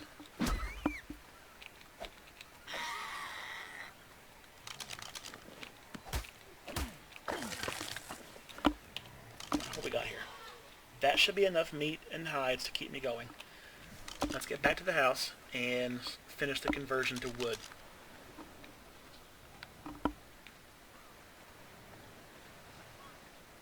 Those little stumpy legs. That's funny. I'll pick up some stone on the way to help make the mortar and pestle. Some fiber.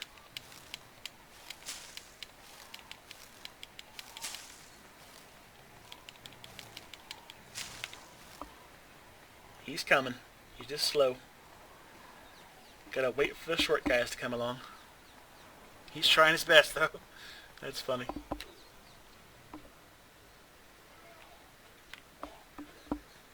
Let's see if we can get back to the house a little bit faster.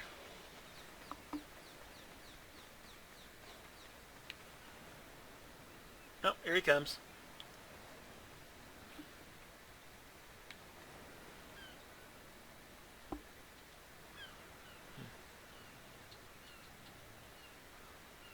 That is so funny.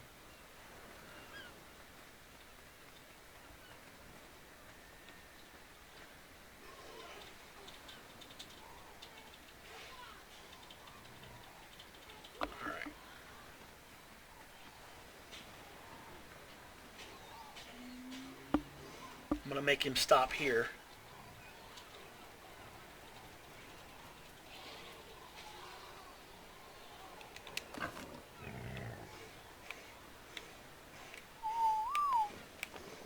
Go up between these rocks and pick up my campfire that I left burning.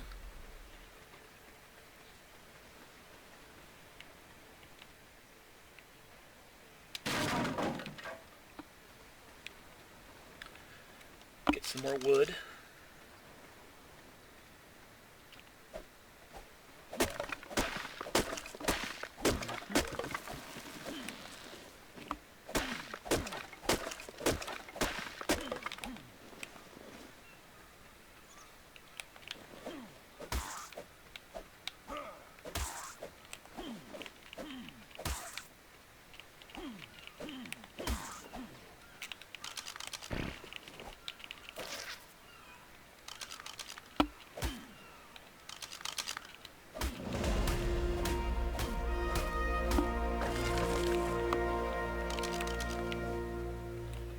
we doing supply-wise? That should be enough to do what I want to do. Grab some more flint and some stone.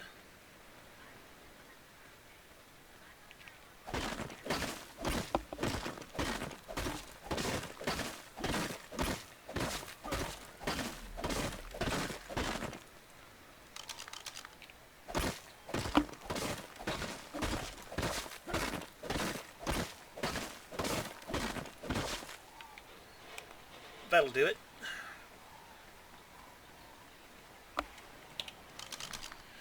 Alright, let's put another point into weight on level 19. So we're getting closer to the trank dart, which is, well, the trank arrow, which is useful.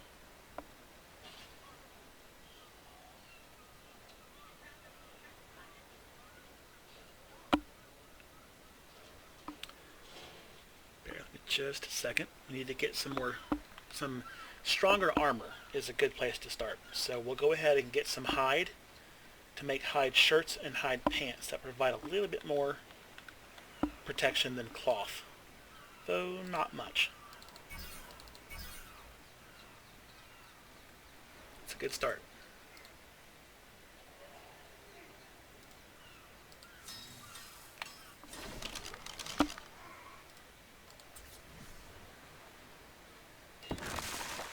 There we go.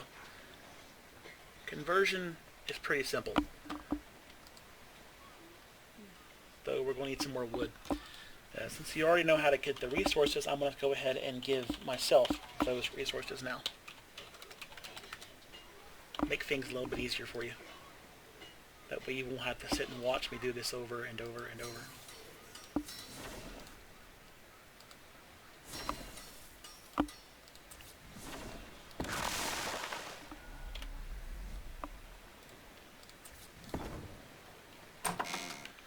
Now these automatic and double doors, they're part of a mod from Structures Plus, so you won't find those in the default game. But the concepts are all the same. The same thing applies to this ramp. It's a mod from Structures Plus, but again, concepts are all the same. The pixelization could be on probably on your end, where it's doing the broadcast stream. It usually streams it and it's a little bit lower quality, but it's in it'll be in higher quality once the stream finishes loading up. Let's see here. More weight. Alright, let's get back to it. We need to get a couple more of these to start replacing the inside. Sometimes that'll happen, and sometimes you just gotta just keep going and fix the mistake. Because shit happens.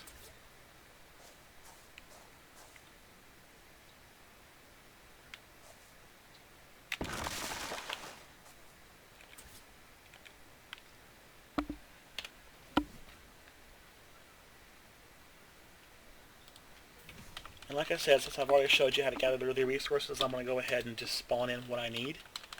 Make things a little faster. Since the principles, again, are all the same.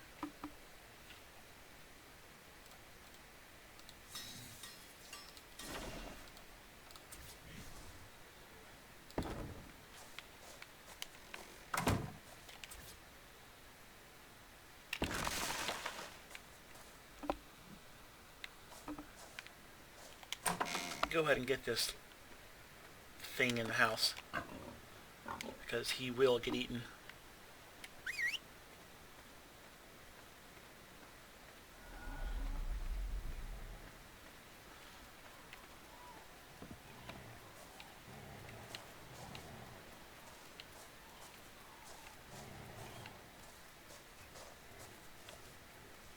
He'll be much safer in here.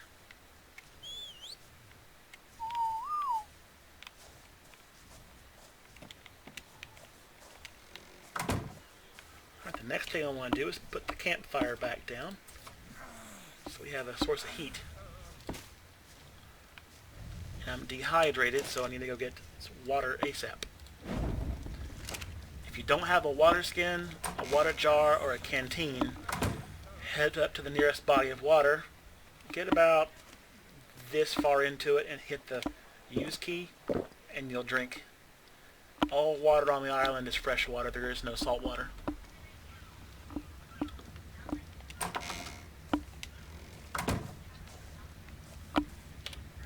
Alright. Need some fetch.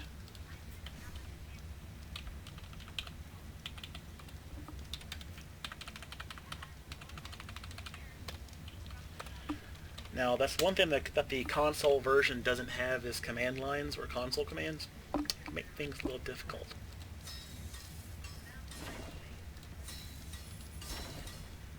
I don't think it has console commands. I could be mistaken. There we go. Make it a little less enclosed.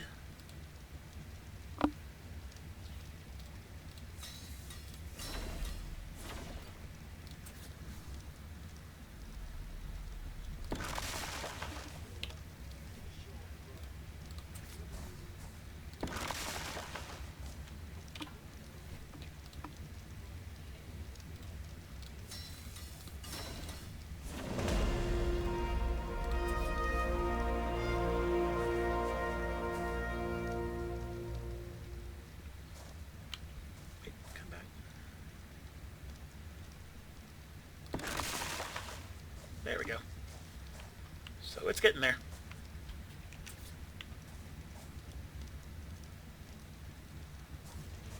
Though sometimes positioning these things can be a little difficult.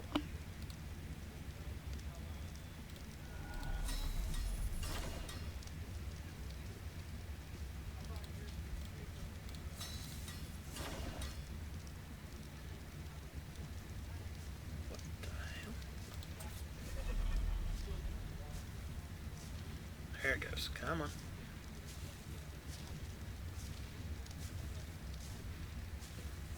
Yeah, it's going to be one of those type of builds where it's being a pain.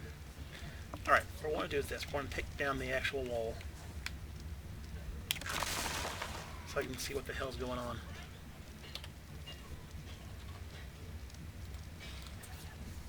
There we go.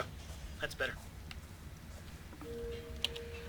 Alright, let's go ahead and get the roof done. Those musical tones that you hear are a clock. There's a tone like that in the morning, a tone when it hits noon, and a tone again when it hits officially nighttime.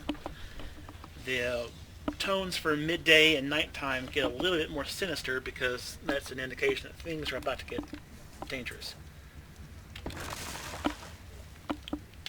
So when you hear those, you know that you got a set amount of time before things get scary.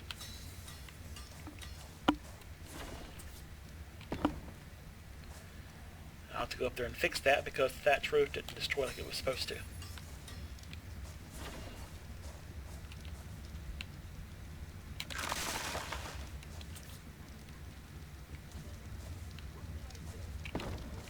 There we go.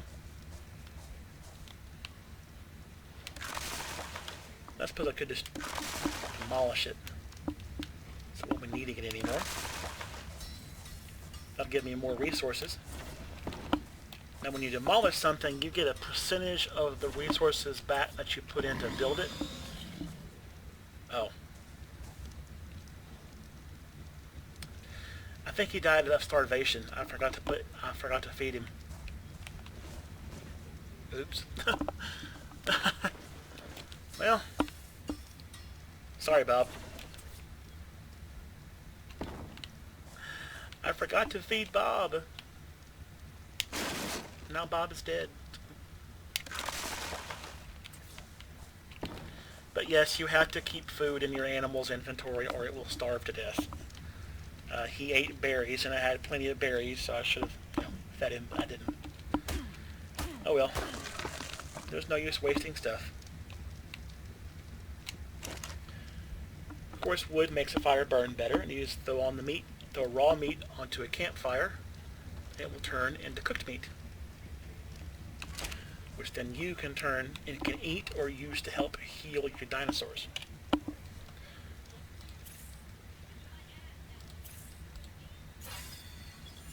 I should now be able to learn the tranquilizer arrow. Yes. Good. That's what I wanted. Alright, next is the foundations. We need more wood, most likely.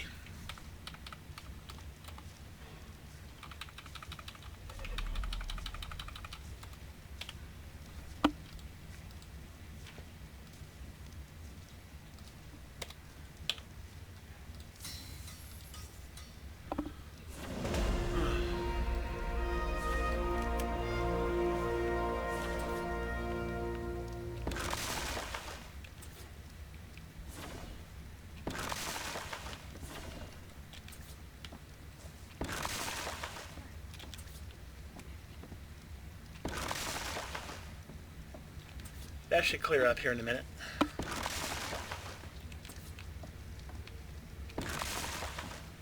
And there's the whole house turned into a wood house. Provides significantly better insulation and significantly better protection against small animals that wish to do you harm.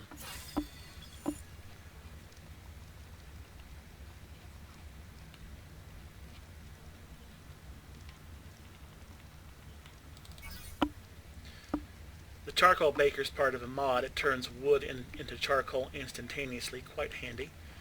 The cooking pot is used to make specialty recipes like dyes and other like food items, soups and stews that can provide buffs and things like that. Let's see, what else do we have?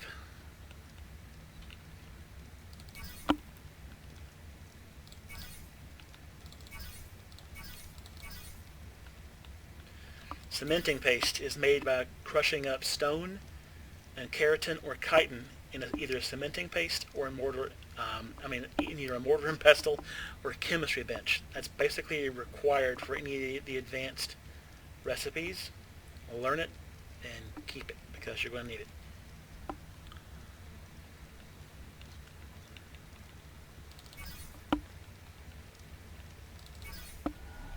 Alright then, what else can we learn? We can learn the rest of the hide set. Hide boots, hide gloves, hide hat. This is all free stuff from the mods, so stuff that I don't want you to worry about just yet. The first really useful animal, the Triceratops. That's going to be our first tame if I can find one.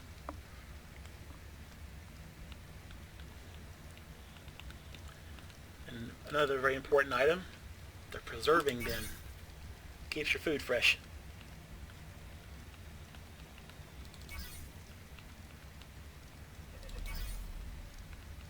The feeding trough can feed your animals, but as we don't really have access to wood yet,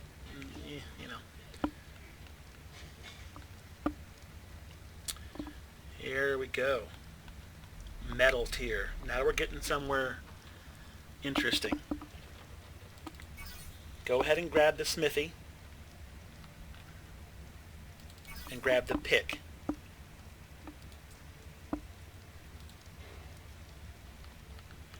If you have the materials for it, go ahead and craft a preserving bin. It takes stone, wood, thatch, and fiber. Craft it. Stick it in your house.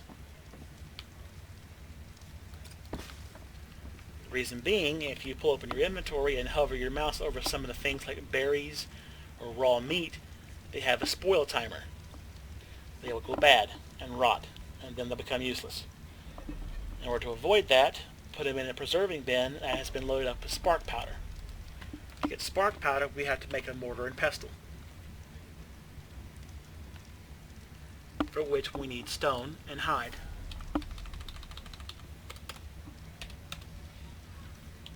So assuming that you have enough stone and enough hide, go into your crafting menu and make the mortar and pestle.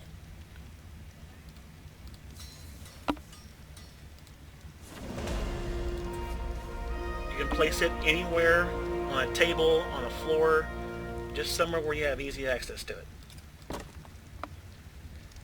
Now that you have a mortar and pestle, go into it, throw some stone in there, throw some flint in there, and if you've learned spark powder, it'll light up.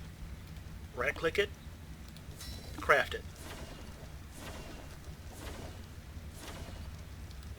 Drag this back over to your inventory, back out, go to the preserving bin, put the spark powder in the bin, and you back out and you notice it'll begin to smoke and steam.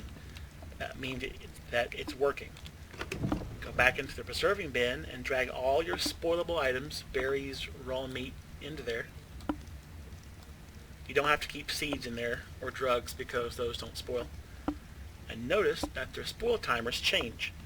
For example, this one says it'll spoil in the next 3 minutes and 45 seconds. Drag it into here. Spoil time is greatly increased. Next 36 minutes, 42 seconds. As you level up your technology, you'll get a refrigerator and other stuff that can make it last days. But for now, that'll do.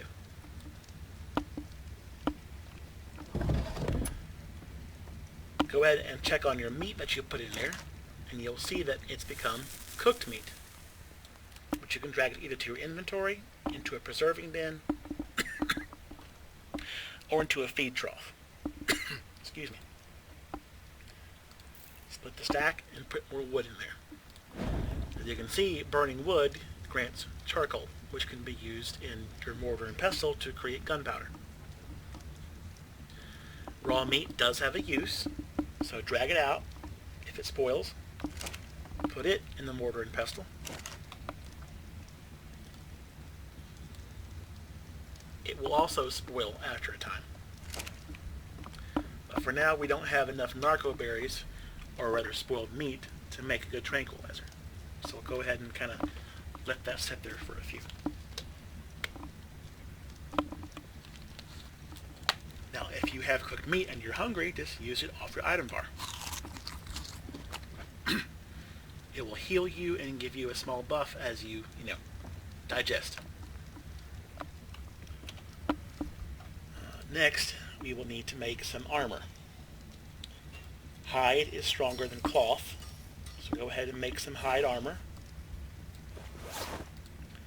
As you can see, it requires basically the same ingredients as cloth armor, but it requires hide and fiber, hide and fiber. In this case, we don't have enough hide and fiber, so you already know how to get that by killing animals and using a hatchet to get the meat and the hide, or a pick, which gets more hide than a hatchet, and then fiber, of course, from going out and picking up plants.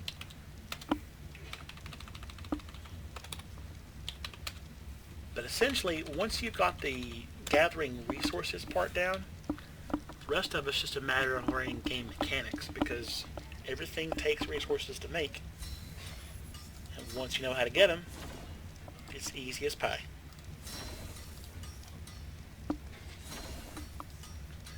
Drag it over and equip it.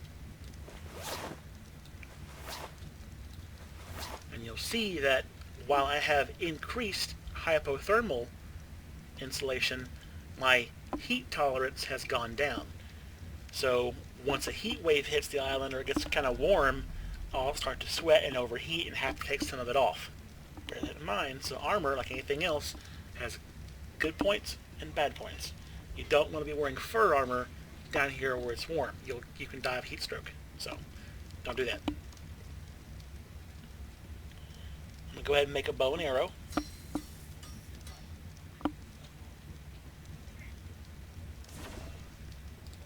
I'll drag it down to my quick bar.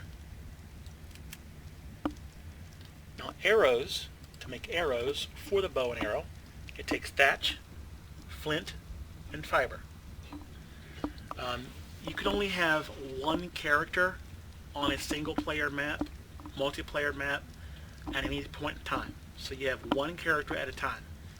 When that character dies, you can either respawn that character and wake up on your bed, and then you can go back out and find your gear if you know where you died. Or, at that time, you can create a new survivor at that point. Bear in mind, if you create a new survivor, you'll have to start over from scratch in terms of learning things and leveling up. And anything that you've built already will belong to the person who's, dead, and you won't be able to use it. So just bear that in mind.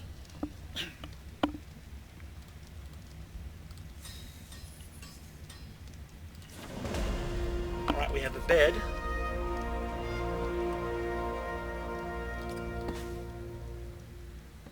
Now you can use the bed to fast travel between beds, but you have to leave your gear behind when you do. So if you intend to use the bed that way, be sure to name each bed, that way you know which bed's which. Once you die and you need to respawn on the bed, there's a 5-minute cooldown between the time you can respawn again. A neat trick to that, however, is place multiple beds down in the same space, because they do stack just like this.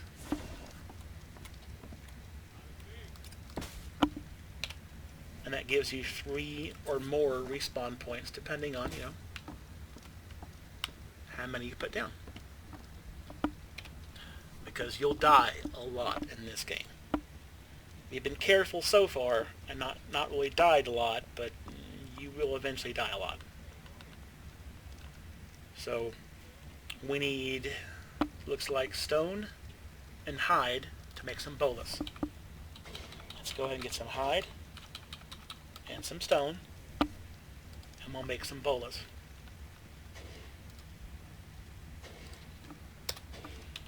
I'll make 10 of them. I'll put them here. The next thing we need are arrows. Normal arrows, stone arrows, take thatch, flint, and fiber. Let's go ahead and get some fiber and flint spawned in, because we know how to get those already. That's fiber. This is flint. Come back to your inventory once you have the supplies and craft arrows.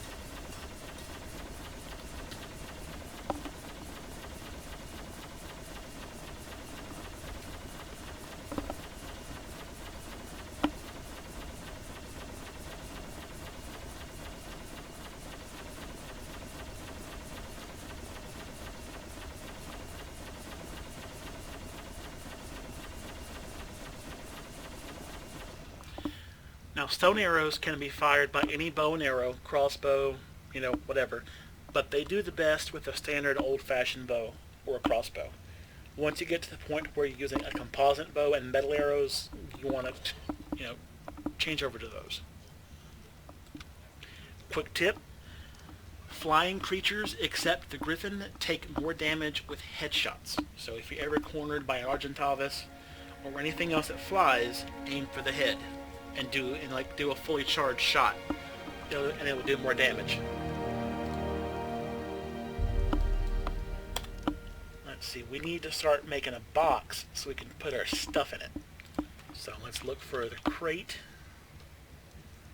which I'll go ahead and get the normal box because you guys won't have access to that sometimes. You'll start out with a small storage box and go to a large storage box. So here, we'll see what we need. In this case, a large storage box requires wood, thatch, and fiber.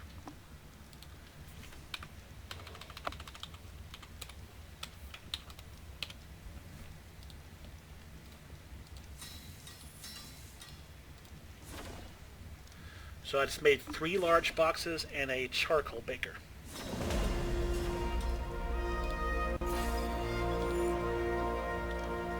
So I'm going to go ahead and place the boxes down. I'm going to place them like this.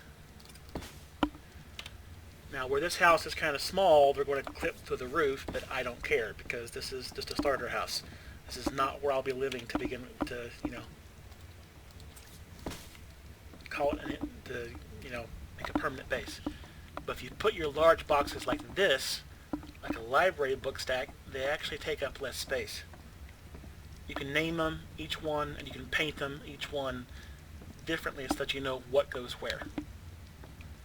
For now, I'm going to put these materials like hide, oil, chitin, pearls, wood, thatch, flint, stone, and fiber in this box.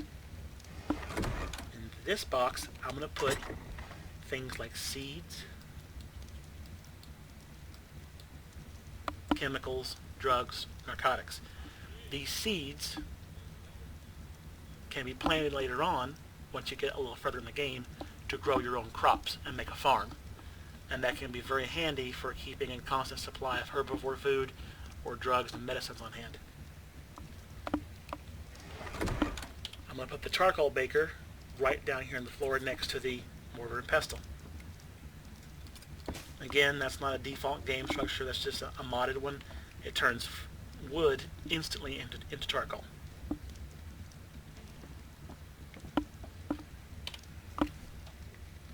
Now I have no use for this armor, so I'm going to go ahead and drop it and clear out my inventory space.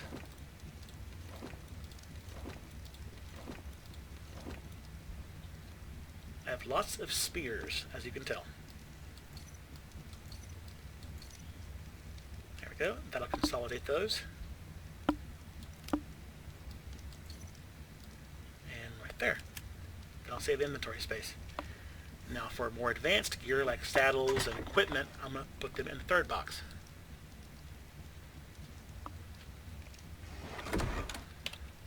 You may have noticed these eyeglasses. They're called nerdy glasses. They'll only drop out of the stomach of a Dilophosaurus when you kill it. It's a little in-joke in reference to Jurassic Park where Nedry was killed by a Dilophosaurus. They don't provide any stats, but they're basically an item skin, and they go on the head slot, so when you drag this over to the head slot on your hat, it skins your hat to have the appearance of glasses. Which you can also paint later on, and make more unique. That said, let's go ahead and get our first tame. What I'm going to do is I'm going to look up the spawn code for spoiled meat and narcoberries. That way I can show you how to make tranquilizer really quickly.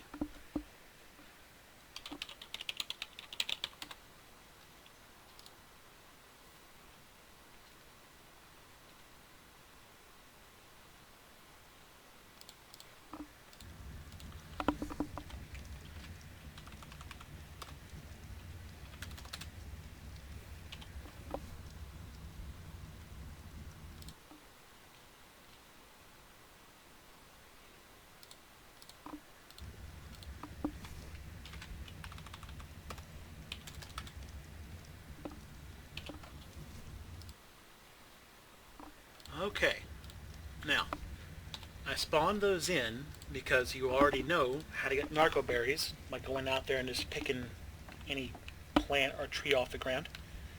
And spoiled meat is obviously as simple as letting meat spoil over time, because it will. There is a neat mod, however, called Meat Spoiler that does it for you instantaneously. And I don't have it on here for some reason, but there is one out there that can be used for that. So once you have your spoiled meat and enough narcoberries, drag the narcoberries and the spoiled meat into the mortar and pestle. Go to the folder that says consumables, drugs, and any drug that you've learned how to make will show up here. The green is narcotic. As you see, it says increases your health, but puts you to sleep. Do not drink this stuff. It will knock you out.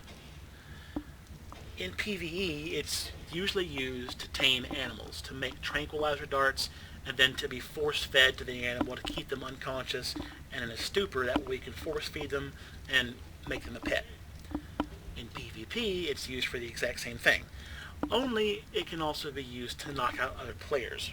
For example, if you came across another player and you had a bola and some tranquilizer arrows, you could throw a bola at them, tie them down, shoot them with the tranq arrow, knock them out, and keep them perpetually unconscious as long as you have enough narcotic.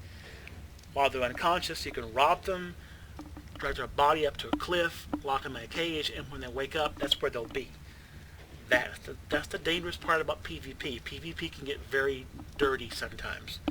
So if you want a more tame experience, play PvE.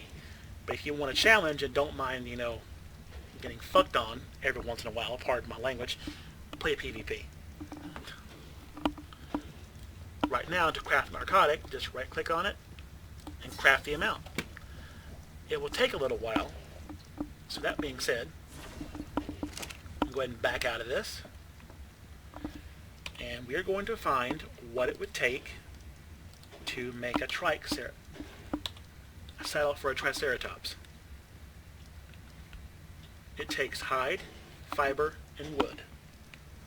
We go here, we have hide, we have fiber, and we have wood. We have enough to make a parasaur saddle, but we don't have quite enough to make a trike saddle. Let's go ahead and make the parasaur saddle.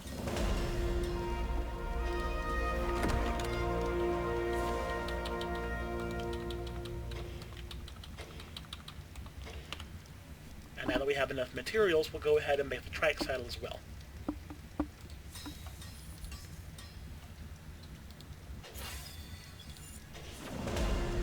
Alright, we got all that now.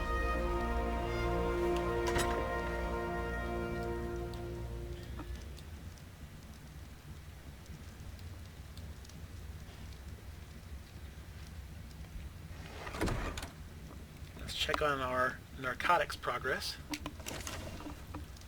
16 so far. It's a slow process, but it gets there. While that's working, let me go ahead and see what else I can learn.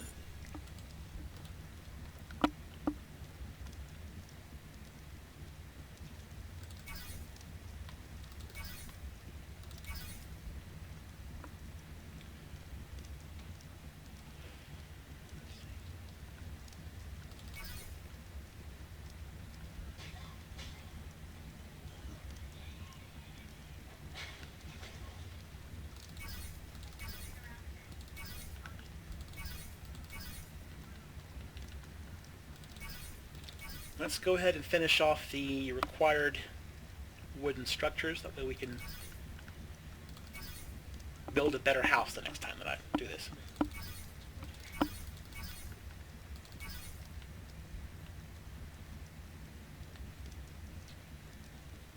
Okay, now as far as I can tell, that's all the wooden structures that are there. One thing that you will need, however, is a raft.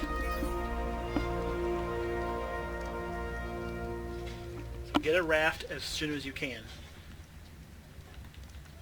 Now, remember, I do have a mod for advanced rafts, so I can build bigger ships than you can on a default, game. I'm going to go ahead and get the dinosaur gateway, a feeding trough, a raptor saddle,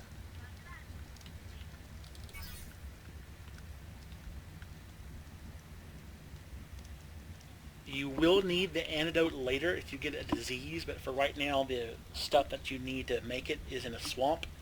And while we could go there, it's incredibly dangerous, so we need to stay away. By this point in the game, you should be level 33. You should have a smithy, metal pick, metal hatchet.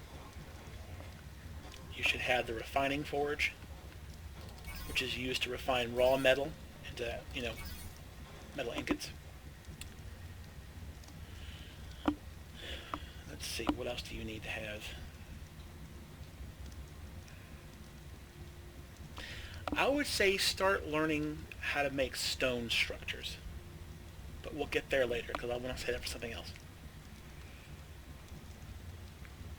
Go ahead and grab the scissors, because that can help you keep your hair out of your face. And the wall torch. That's what you should have by this point. Of course, some of these are just modded structures, so you won't have all these, but the point is, they're there.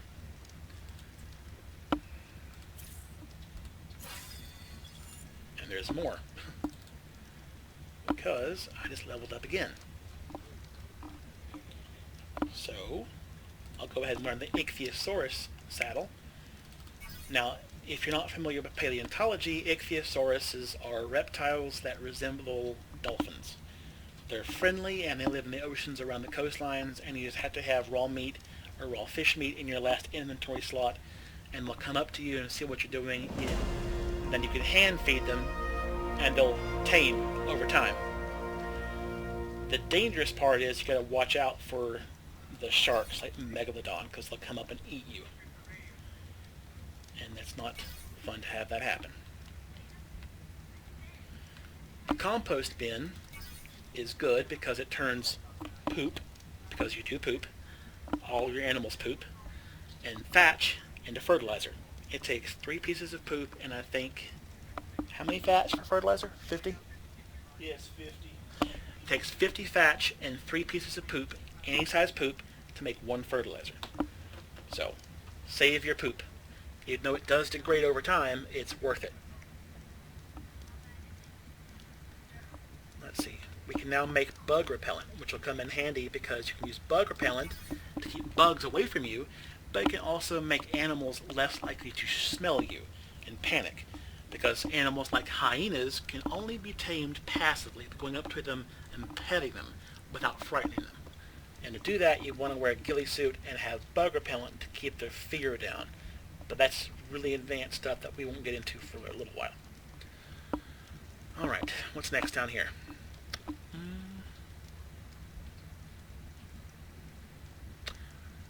Let's pick up some of the stone items. Stone wall, stone foundation, and stone door frame. That'll do for now.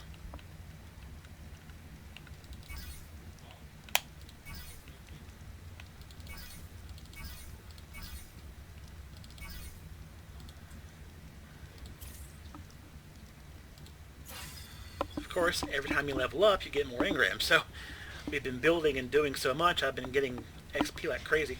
So this time we're going to pick up the crossbow, the pike, and the sickle, if I can get to them.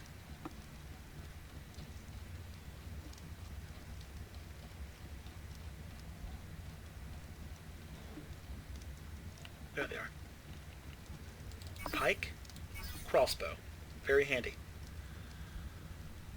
Let's see. Next, stone doors.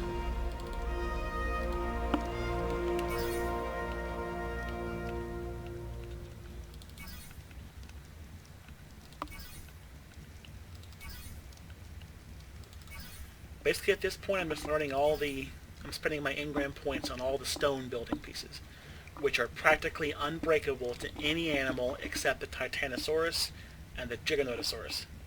No other animal can damage those. If you're playing on PvP, however, then other players can easily damage stone with C4, metal tools, or bigger animals like a Bronto or a TRex by just like ramming into it.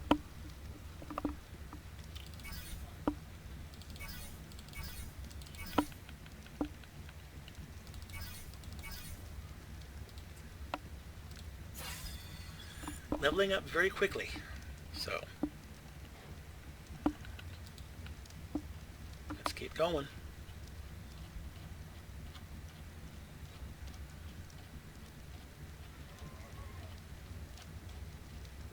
The next thing that we need to learn how to do, I want to learn the sickle, if I have the option to do that now, because that will help us gather fiber faster and not have to, pick up plants every 5 seconds.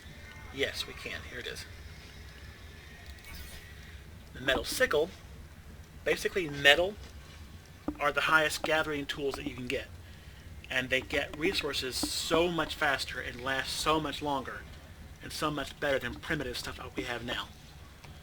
With a metal pick, you can actually gather from metal nodes, which are like gold shiny rocks. You get more stone, more flint, more wood, more thatch, and the metal sickle gathers just fiber.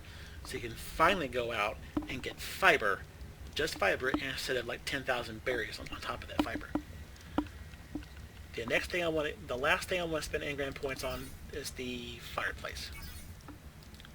Alright, let's go check on our mortar and pestle and see where our narcotics are. They're done. Now that they're done, pull them over to your inventory. Go to crafting and type in trank. And you'll find that if you've learned this, you'll have the option to make a trank arrow. In this case, we have 100 arrows. Let's make 50 trank arrows.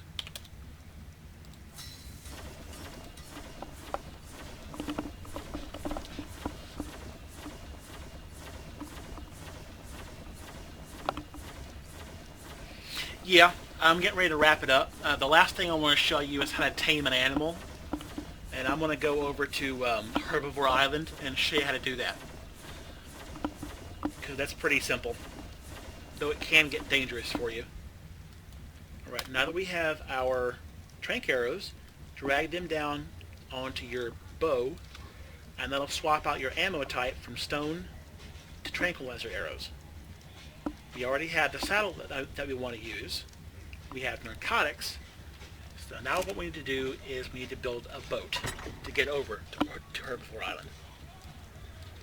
And a raft, I can tell you from experience, is going to cost hide, wood, and fiber. And it doesn't usually cost too much of it, but they're going to give you massive amounts of XP. In this case, I'm going to build the advanced raft, which is a modded version of the standard raft, which is this one. Because I can build more on it, I can hold more, essentially.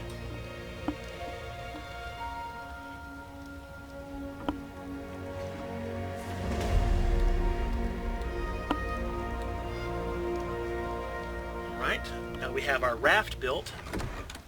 Let's go ahead and level up. I'm going to put 1 point into oxygen since I'm going to be going out on the ocean. Since we're going on the ocean, we're going to go over to Herbivore Island, and we're going to take these berries with us, not the narco berries, anything but narco and stem berries. If you feed stem berries to an animal that's unconscious, you will wake it up. So don't do that. We're going to leave the house. We're going to go over to that island over there. That island is Herbivore Island. It's nothing but herbivores. Once you're in the water, go to your inventory and place your raft. There it is. Now, on this version of the raft, you can't do this on a default raft, but on this version, I'm going to adjust the speed because I don't want to get caught by elite ichthyes. There are basically giant fish in the ocean called elite ichthyes. They're normally passive, they don't bother you, but for some reason they hate a boat. And they will chase after your boat and they will sink it deliberately. And they are fast. So hopefully we don't run into any of those. But we're going over there to Herbivore Island. Those jellyfish in the water are not there for looks. They will stun you and poison you and kill you. You can kill them for a type of biotoxin, however. At night, they'll glow a bright blue. The ocean is as full of animals and ecosystems as the land, but we can't really explore it yet because we don't have any scuba gear or proper equipment to get down there, but it can be explored. There's a megalodon right there, and there's another one. So stay out of the ocean until you get proper gear, because you'll become lunch really fast. I'm going to pull up right here on the land. I'm going to beach the raft on the land so that elite ichthyes can't get to it. These are the pteranodons. They're basically passive. They don't hurt anything. They're your basic flyer. You learn the saddle for them at level 38. They don't carry a lot, but they're pretty fast.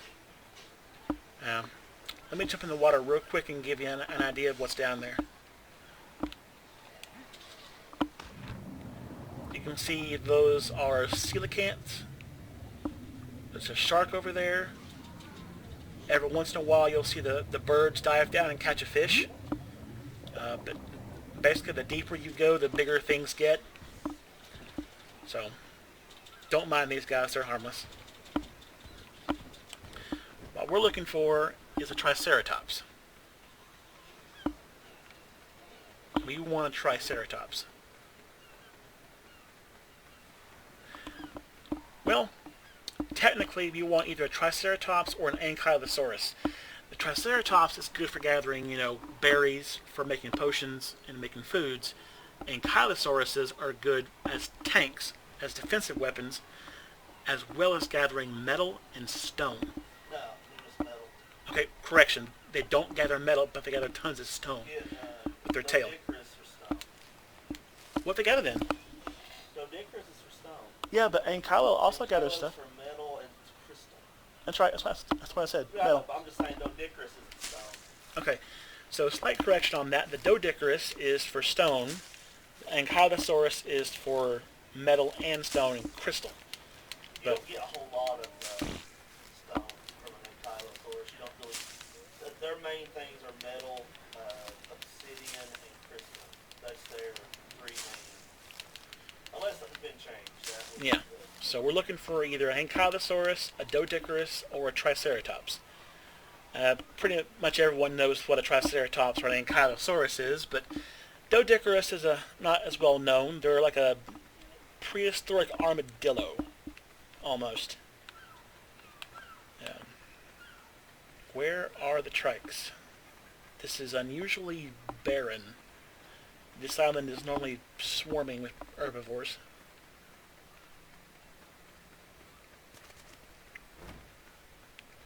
That would be, what is it?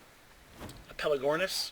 They're rideable, tameable, but they're pretty much useless. This is a metal node. Metal nodes are gold and shiny. I can hit them with the stone pick, but I won't get any metal from them. So don't tear those down until you have a metal pick. Also, if you build in an area after tearing the spawns down, the spawns will not come back. Right now I'm gathering berries and stuff so I can feed this thing once I knock it out. I see a Brontosaurus and a metal node. Herbivore Island is a good place to come if you need metal early on and have the right stuff. Where are you? This island is usually crawling with herbivores. It's a Stegosaurus and a Phiomia. What eggs are these? Okay, I don't want to touch those. Those are Stegosauruses. Stegosauruses are pretty much calm and benevolent until you mess with them, their herd, or their babies, and then they'll take those spikes and slap you with them. And those spikes will kill you, obviously. So just don't bother her babies. Brontos are good, but they take forever to tame. They're so long to tame, even with higher settings, and they're slow. So we don't want one of those. Let's see, where is a trike? I know where some trikes are if there are none here on the island. But there usually is. There's a parasaur. I could tame one of those. But they're not really... I'll come back to it if I can't find the trike. How's that? Let's see here. What level are you? That's much better. We can't find the trike, so we're going to go with one of these guys. They basically do the same thing as a trike. Think of them as a glorified horse. They're good for gathering berries and running away and swimming. Not much else. They're not really a good combat pet. So, to do this, we're going to get a bola, like so. We're going to get it ready, run up to it, and aim for the legs. Draw your bow, because that won't hold forever, and aim for the head. Give it a couple seconds in between each shot, like that. Otherwise you'll poison it. Torpor builds consecutively. It's also why you want to give it a few minutes, or a few seconds between each shot. That way it has time to build up maximum torpor. The higher the torpor, the faster the thing goes down. If it gets loose, don't have a bola around it, because they're fast. There's a slight there's a slight cooldown in between the time that you hit him with a boulder the first time and when you can do it again. Got him. Well, got her. She's not dead, she's just unconscious. So what we'll do, now if you hit her, you'll lose levels. Because they'll gain levels if you tame them correctly. Just throw some berries in there, any berry will do, and some narcotic. If you back out again, you'll see it says taming. On a normal server, this will take a while. The higher the tame bar goes, the closer she is to becoming domesticated. Her unconscious bar will slowly go down. If it hits under 50%, she will wake up and run away, and you'll lose your taming progress. What are you talking about? If the unconscious bar goes down too far, or it's getting too low, and you want to make sure that she stays under, take some narcotic, right-click on it, and hit consume. That will force her to drink more narcotic and knock her back out.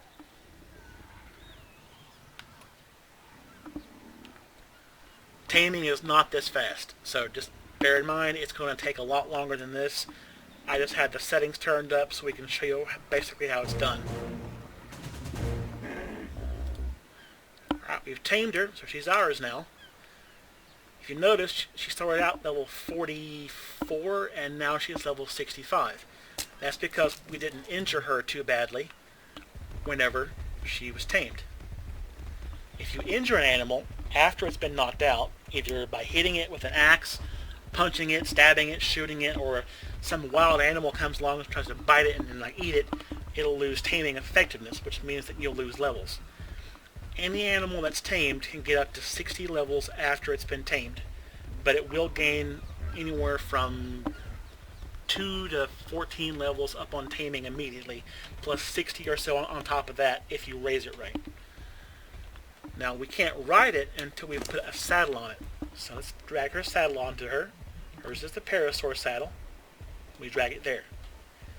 Now, when you first wake up, you'll have this skin called the Parasaur ARK Founder skin.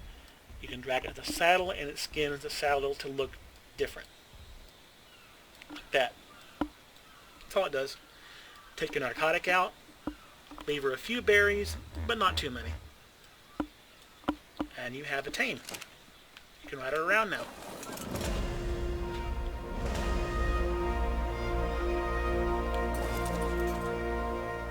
Like you, they'll gain experience points from doing things.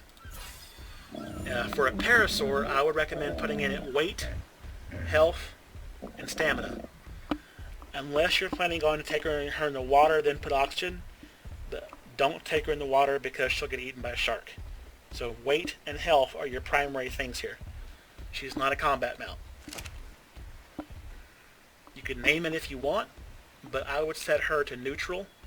That way she won't charge into battle and get herself killed. But that way if something does attack her, she can either run away or defend herself. You can access her inventory if you're riding her by hitting the F key. It pulls up her inventory, her stats, right away. From this screen, you can swap over to yours by hitting on the U tab. Just like that. The question is, how do we get her home? That's pretty simple. The last thing I'm going to show you tonight is how to get her home. She's running right now, so she doesn't run very fast, but that's okay. This water here is about ankle deep for her.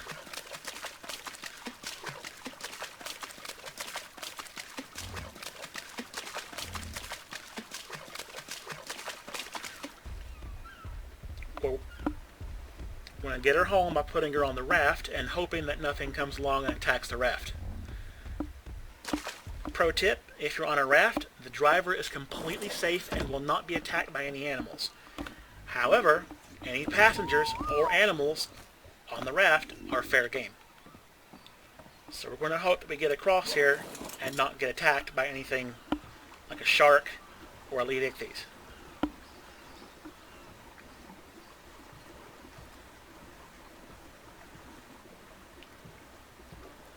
There is a wall around the island. It's like a wall of energy. If you run into it while you're on a raft, it will knock your animals and anyone who's on the raft who's not piloting it off the raft.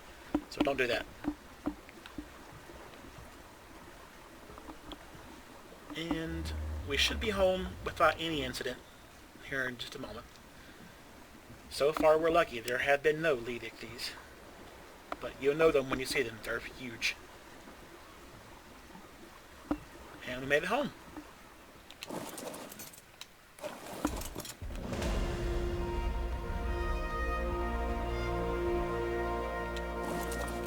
And that's that. She's home. We have our first tame.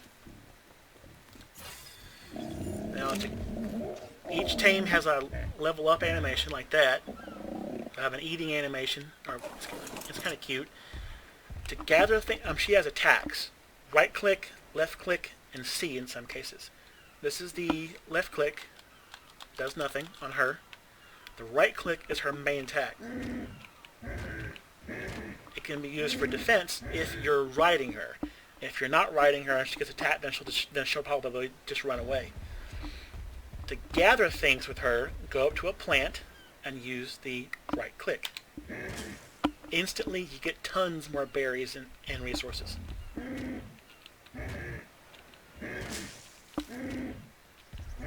Just be mindful of her stamina because this makes her tired and it will also weigh her down. Now, unlike other animals, she's not that good for getting thatch or wood or fiber, but she can get it. It's just not that much. Her main thing is to be a berry gatherer or a horse to transport materials from one place to another. Like I said, health and weight are her stats to level up. That said, I think it's just about time to call it a night, so I'll show you the emote system before we go. You hit the left or right bracket. You can hide your hat from the lower, and these are just your base emotes. You get more as you play the game. So, in that case, I'm going to say later, and thanks for watching the first tutorial video. We'll catch you later, and tomorrow, or the next time, we'll do stone and taming carnivores, and we'll see how that goes. So, have a good night, and thanks for watching.